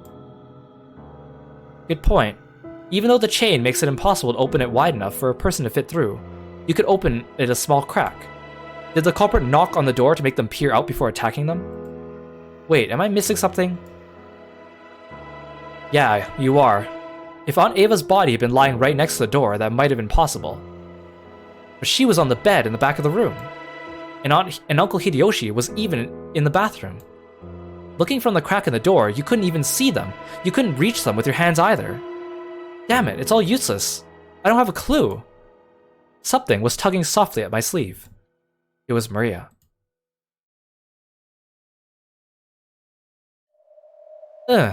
Satisfied? What do you mean, satisfied? Adler, since you didn't want to suspect any of your relatives, you made a wish, saying you wanted the culprit to be Beatrice, right? Well, Beatrice granted that wish. Just as you asked, she did something that was completely impossible for a human to make you believe in the witch. And now you're complaining, how selfish. Ouch! I tapped Maria, who was laughing unpleasantly, on the head with my fist. Sure, thanks for granting that wish. That just now was to thank you, and also to teach you to stop laughing when it's inappropriate. More importantly, tell me. There was another mysterious scribble on the door to Aunt Ava and Uncle Hideyoshi's room. Was that another magic circle? That one had a really memorable and characteristic design, so I'd hope you'd at least know what it was. Ouch. I don't know which is why I'm letting you take the credit. Quit whining and explain. You sure are violent, Battler. I won't tell you if you're too mean, get it? Ouch! I'll say it, stop hitting me. That's the first magic circle of the moon. does it mean? What is this magic circle's effect? What does the Hebrew writing mean? The words are from the Old Testament, Psalm 107 verse 16. For he has broken gates of brass and cuts through bars of iron. This magic circle has two effects. First, it can open a door regardless of which method has been used to lock it. That sure is convenient. So you're saying they're trying to make it look like they're a witch because this closed room has a door that can't be opened without relying on magic? And the other effect? When you're blocked by unopenable doors in all directions, it opens a door. By using it in a difficult situation, it gives you a solution you hadn't even thought of until then. Generally speaking, you receive the powers of observation and discernment, inspiration and intuition. Beatrice is trying to provoke you since there's no way lowly humans like Badler could figure out how this door was opened. Ow! Okay, good work. So shut up. Sounds great, I'll accept this challenge from the witch. Maria-chan, things like witches and demons don't exist in this world. Someone killed father and mother. I don't know whether that was someone I know or not, but either way it was definitely a human. Yeah, but how? How did they reach those two through that crack in the door? It couldn't have been more than 10 centimeters wide.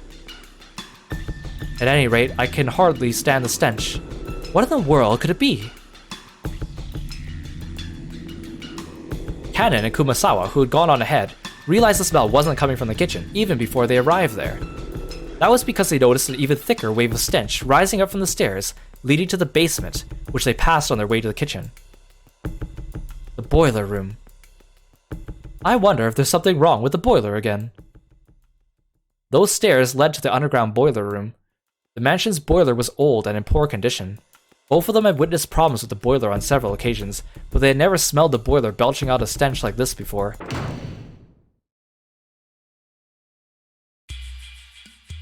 What was that sound? The thing they heard from the basement was definitely the sound of a door closing. Kumasawa had phrased it as a question, but she already knew it couldn't be anything else. Kumasawa was so surprised at the sound, their knees gave way yet again and she cowered. After all, at that very moment, no one could have been in the boiler room. Just a few seconds ago, everyone had been crowded together around Eva and Hideyoshi's room. So who caused the sound of a door closing just now? Kanen-san! After taking a second to sort out the situation, Kanen ran down towards the basement. Since they heard the sound of a door closing just now, and there was no sign of anyone coming up the stairs, the person who'd closed the door had to be inside the boiler room now. If the boiler room had been a dead end, Kanen wouldn't have rushed in so hastily, but Kanen was a servant, so he knew. There were two entrances to the boiler room, one that opened to the mansion, and one that opened to the courtyard. If he didn't catch them now, they might slip away. Kumasawa reached the same conclusion long after Kanen did, but she couldn't let him go alone. If the thing in the boiler room was the culprit, an opponent who could easily kill 6 adults in the first murder, then no matter how Kanen confronted them, he wouldn't be a match. Of course, with this argument, even if Kumasawa joined him, it wouldn't change anything. At any rate, after a delay, Kumasawa decided she mustn't let Kanen go alone and she rushed down the stairs.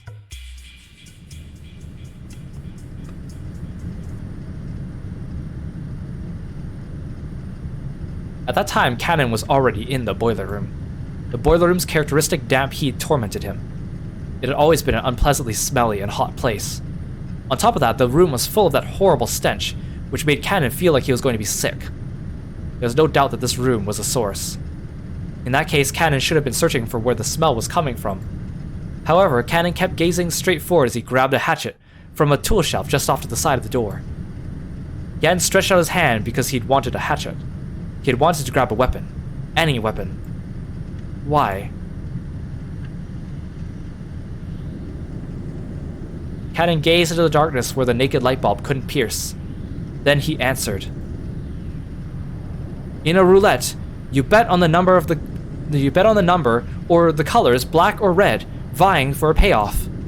However, low-risk bets like black and red only offer a similarly low payoff. The words coming from Kanen's mouth were swallowed up by the darkness. That darkness suddenly started to swirl, glittering.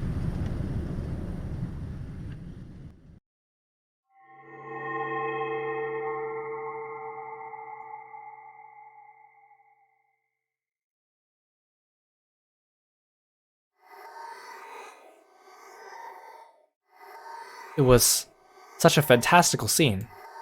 Golden sparkling butterflies that hid in the shadows all over the boiler room flapped their wings, twinkling beautifully, and gathered in the darkness, disappearing. Kaden continued speaking, directing his words at the darkness as it swallowed the butterflies up. But as the butterflies gathered in the darkness, they probably they would certainly laugh.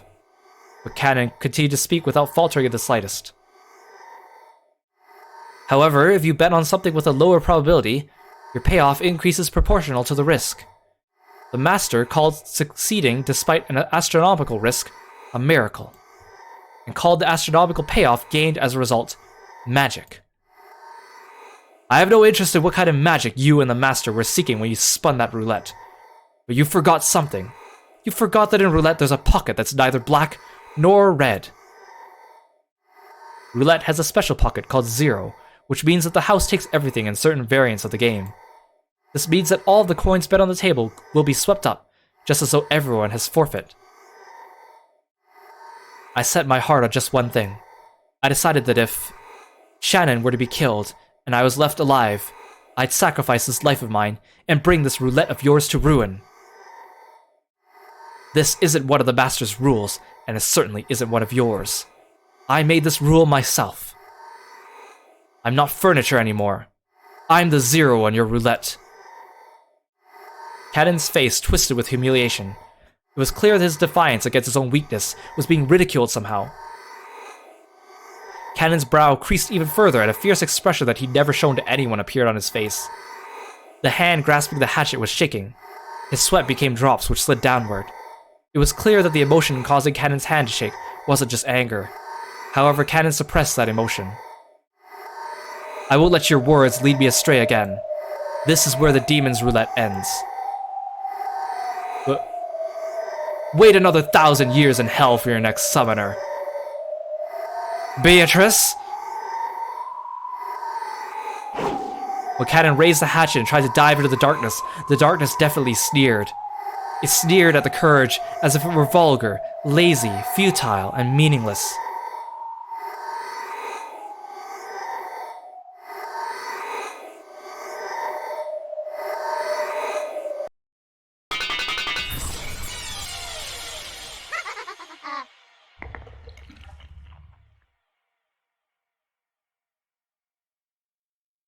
Kaden, his hatchet still held aloft, couldn't take another step after that. With a clang, the hatchet he'd been grasping fell and rolled on the floor. And following that, with a pair of thuds, Kaden's knees hit, left, then right. That hand, which looked like it was trying to catch the sky now that the hatchet had been dropped, gradually lowered, landing on his chest. Then the other hand did the same.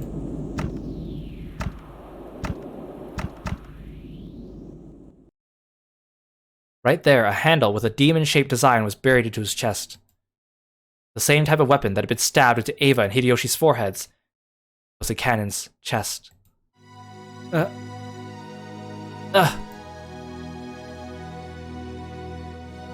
Kaden was curled up in anguish, fresh blood dribbling from the corner of his mouth. It was makeup too extreme for Kanen's white skin.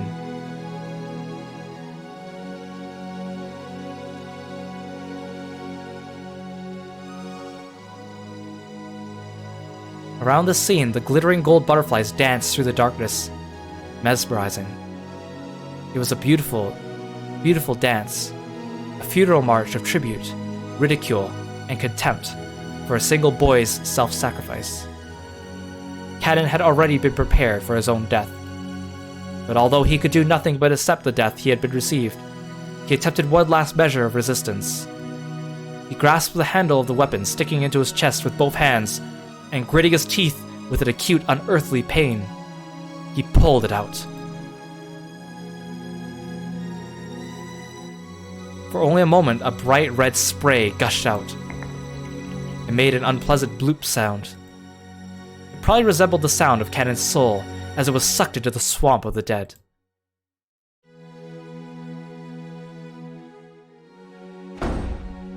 Kanen-san?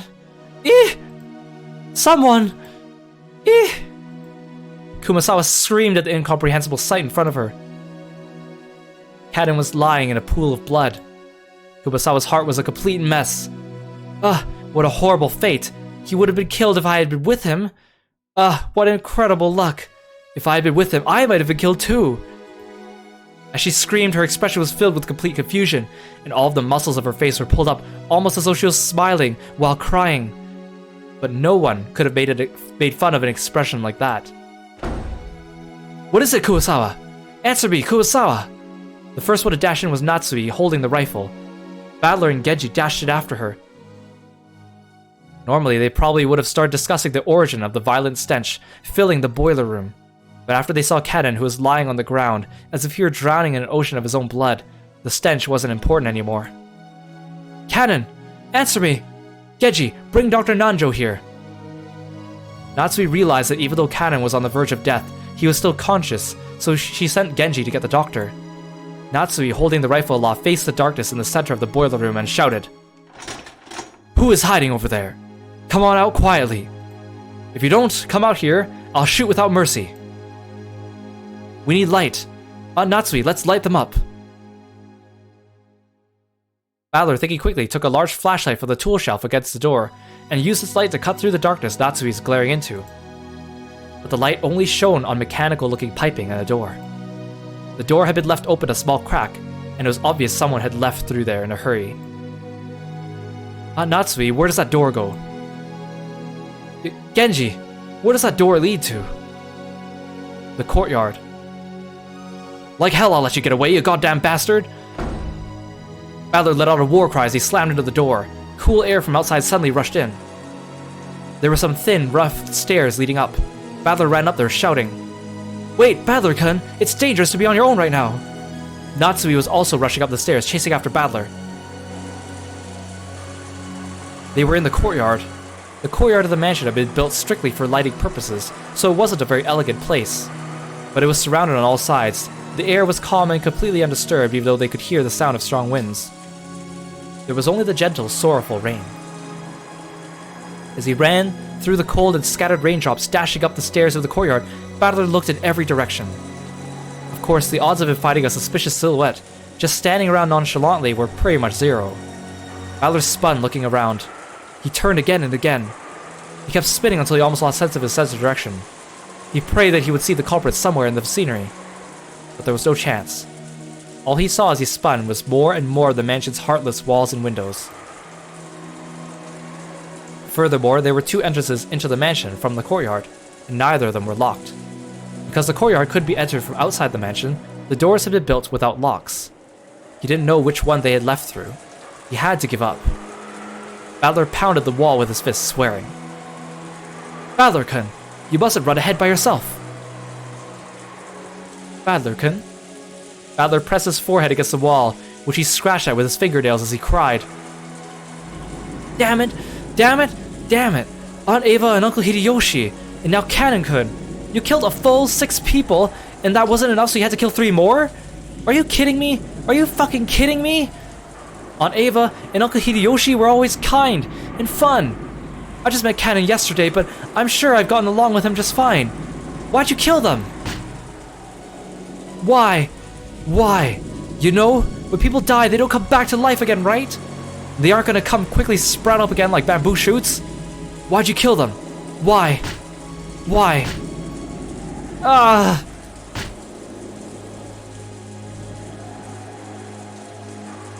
Battler was a boy who could understand the feelings of pain and regret in a person's heart, so he cried with all his strength. Natsui, who had always thought of Battler as a frank person, was a little surprised to find he had this delicate side, and at the same time she understood how easily hurt the heart of a young person could be, so she held him. "It's alright. I will definitely protect you, George-kun, Maria-chan, and Jessica, as a mother, and as the representative of the Ushirimiya family." Battler, after sobbing into Natsui's chest for a while, wiped his tears with a bitter smile, as though he had been like that the whole time, and tried to appear as though he'd cried more than enough already. "Anyway, let's go back down for now. Protecting ourselves is a higher priority than finding the culprit. Tomorrow, the boat will arrive. After that happens, the police will come and everything should be brought to light. There's no way the culprit can escape this island, no matter how much they struggle. That's right. When the police come, when the seagulls cry, the crime will be solved. But for some reason, Battler felt a slight sense of uneasiness, as if the seagulls would never cry again. That couldn't be true. When the typhoon passes, surely the lively seagulls will return to the harbor again.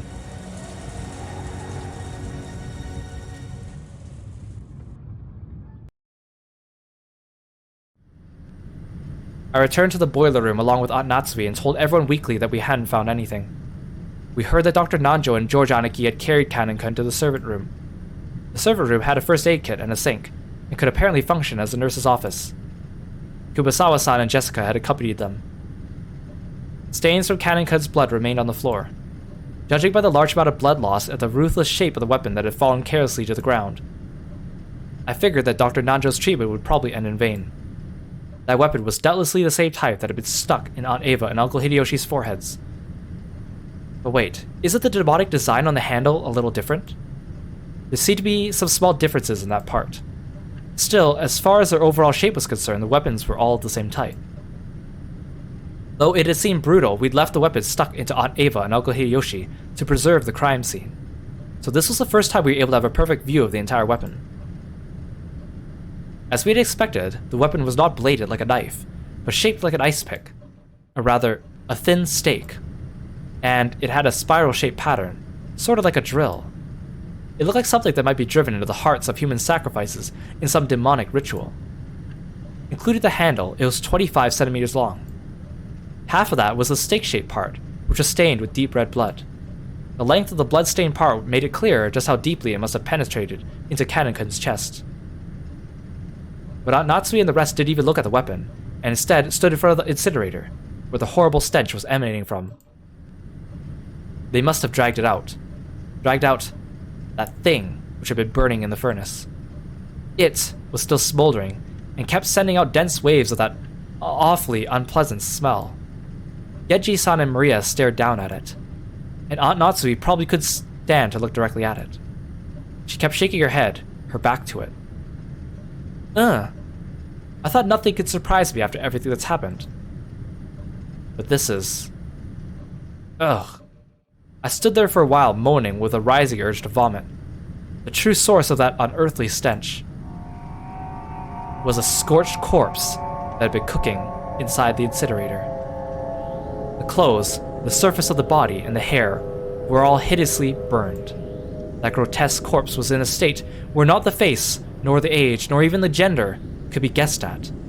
When I thought about it calmly, I realized that the corpse appearing at this time could only be one person. It was Grandfather, who had disappeared that morning and whose whereabouts had been unknown. I believe it is most likely the Master. I agree that he would pass away in such a state. It's heartrending. But is there any proof that this corpse really is Grandfather? It's burnt so black you can't even tell what sex it is. Battler-kun, look at the feet. Aunt Natsui, with her handkerchief over her mouth and her eyes averted, pointed, and told me to look at the burnt corpse's feet. Notice how there are 6 toes on each foot. Huh? Ah. You're right. Just as Genji-san had said, there were 6 toes on each foot. Each individual toe had looked so normal in its line that I hadn't noticed. The Master was born with 6 toes on both of his feet. Consequently, the Master was entrusted with the revival of the Ushirimiya family. I have heard that since long ago, causes of polydactyly were common in the Ushirimiya family.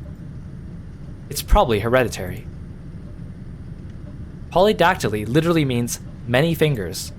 Because of a little mistake by God when the person is born, one of their toes or fingers splits into 2, and the total number increases. But a big deal isn't usually made of polydactyly in the world at large. That's because it is a disease, just something people are born with. So while they are still babies, at about the time they turn 1 year old, they can be taken to the hospital and given surgery to make them normal. Even a child with polydactyly can be treated before they become aware, so they might not even remember it themselves. By the way, it seems that there's a possibility for this to occur in 1 out of every 2,000 babies, so even though it's not usually seen, it isn't that rare at all. Speaking of which, I think Uncle Hideyoshi mentioned something to me long ago. Something about how even Toyotomi Hideyoshi, the man who unified Japan at the end of the Sengoku period, had 6 fingers on one hand. According to Aunt Natsui, among the many Ushirimiya family heads, the ones most praised for their wisdom all had polydactyly. Because of that, when grandfather was born, his relatives were all excited at the thought that he might become another wise leader. And when the leading relatives all died in the Great Kanto earthquake, it was apparently argued that grandfather should be the one to restore the family because of the auspicious sign of his birth. If grandfather hadn't disliked his position as the head so much, this 6th toe probably would have been pretty lucky for him. Come to think of it, I've heard of some country where it's believed people with polydactyly should be treated as gods and revered. This is beside the point, but it's fairly common in mystery novels for a corpse to be burned to hide its identity. But I guess that in grandfather's case, just toasting him wouldn't be enough. And grandfather's body was not simply burnt. It was just like Aunt Eva and Uncle Hideyoshi, and the thing that had been stabbed into Kanenkun's chest. One of those demon's ice picks was stuck into his forehead. The head's ring is not on his finger. So the letter last night was telling the truth. Father would probably be horribly disappointed. Natsui-san let her head droop and close her eyes tightly. This room had also become a vital crime scene for us to hand over to the police. It was decided we would leave grandfather's corpse here and lock the room, sealing it. It isn't clear when grandfather's corpse started burning in the incinerator. Since according to Genji, the strength of the flames hadn't been that strong, the body must have started burning a long time ago. So the stench could slowly creep out of the furnace and fill the room bit by bit, eventually pouring out and climbing up the staircase. Putting aside whether he was rare or well done, grandfather had been brought out, killed, and burned, even though he had started out locked away in the closed room created by his auto lock. There's probably no doubting this. However, according to Genji-san, the boiler room is usually locked. The possibility that someone outside our group had snuck and committed the crime was overwhelmingly high, and there was also a good chance that this person was walking around with something like a master key. After all, the doors and windows throughout the mansion had been checked. But despite that, the culprit was able to strut around the mansion freely.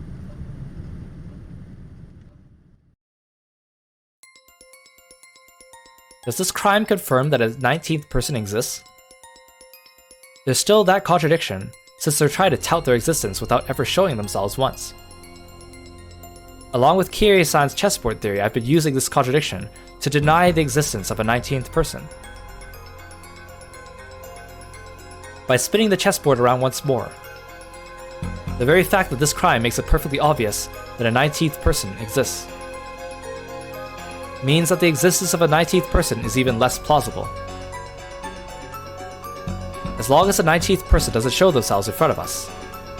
If the culprit could get grandfather out through the door sealed by the receipt, if they could kill Aunt Eva and Uncle Hideyoshi from the other side of a door sealed by a chain, then could they possibly go so far as to create a fictional 19th person through strange tricks and devices? If we still want to believe that the culprit is among the 18, then the list of suspects has grown very short. The 4 of us kids, Aunt Natsui, Genji-san, Kumasawa Ba-chan, and Dr. Nanjo, one of these people has to be the culprit. Wait, we can't be sure of that. Just a second ago, we started doubting whether the corpse here was actually grandfather's, right? Maybe we could think of the other bodies in the same way. For example, the first 6 all had their faces horribly smashed. Some of the bodies had kept enough of their faces for us to confirm who they were, but that old bastard, for example, had lost his entire face, as though the whole thing had been neatly peeled off. We only figured out which body was which by their clothes and surroundings. Did the culprit prepare a fake body beforehand and alter it to make it look like they died, even though they were actually hiding somewhere after committing the crime? It may sound ridiculous, but it wouldn't be an impossible trick to pull off. It's too early to give in to this 19th person. No, this witch.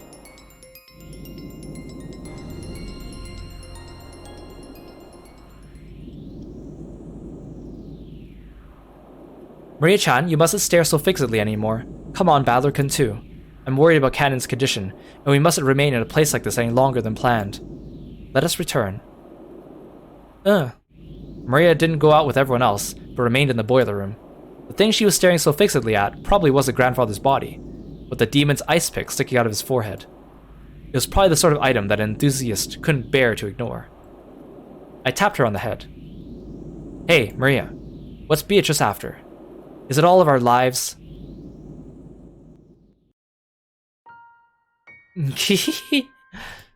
Beatrice will revive very soon.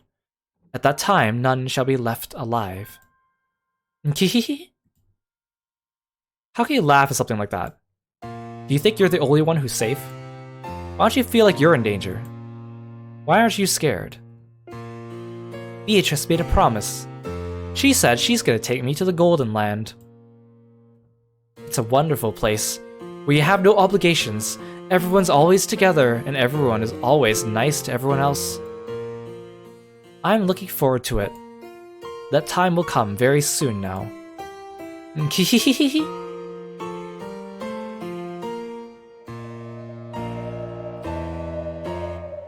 Just what kind of person is Maria? I only know what Maria was like 6 years ago, when she was 3. She was once pure and obedient, a good kid. This new Maria 6 years later, and the Maria I knew, didn't seem to fit together. Just who is she, this witch who calls herself Maria? To Maria, who obstinately believes in the witch, this series of unsolvable crimes is proof that the witch actually exists. Every time something occurs that would be difficult for a human, it becomes a little harder for the rest of us not to believe in Beatrice. It must be an intense pleasure for Maria to see her relatives, who once firmly denied the witch's existence, start acknowledging that witch's existence one by one. Is that why she's in high spirits? Maria, let me ask this one more time. You'll probably answer the same anyway, but I'll ask just once more. Huh? Yesterday, you were given a letter in the rose garden. Who gave it to you? Like I said, Beatrice. Badler still doesn't believe. Maria only repeated what she had already said. Maria met with the 19th person, the witch. Was that really a 19th person? Or did one of the 18 just get her to say that? All that's certain is that Maria had been with the rest of us, constantly, has always had an alibi, and hasn't done anything suspicious. She's simply overjoyed at being made Beatrice's messenger, and certainly isn't the 19th person. Supposedly. That's right. I wonder what's written in the letter we picked up in Aunt Ava and Uncle Hideyoshi's room. Aunt Natsui should still have it with her.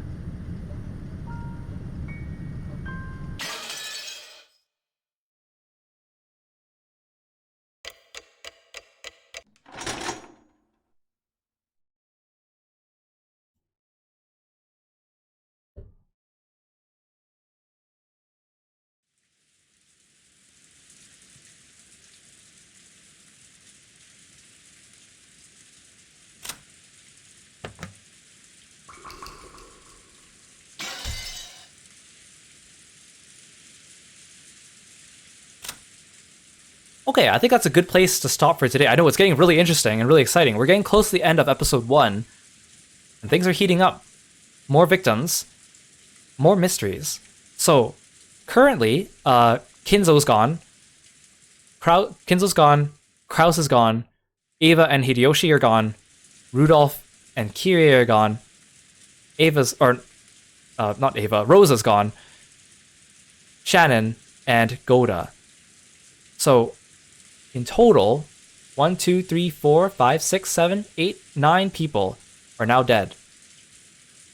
Things are getting interesting. Do you guys have any theories about what's going on? Do you know who did it? Think about that as we await our next Umineko stream next Saturday, where we'll pick this up. Or leave it down in the comments below if you're watching this on YouTube. So these episodes are going to start going up on YouTube as well, now that I'm done Star Ocean 6. So you'll start to see the Umineko videos trickle in on YouTube as well. So if you want to catch up on the previous streams for this, because you're not caught up, go check those out. And thank you so much again for coming by and watching me stream. I really appreciate all of your support, all the raids, all the bits, all the gift subs. You guys have been incredible today, and I I can't truly express my thanks for how grateful I am. You guys are the best. You guys are awesome. So thank you so much. Let's have a look at Twitch and see if anyone's online. And we could give them a raid.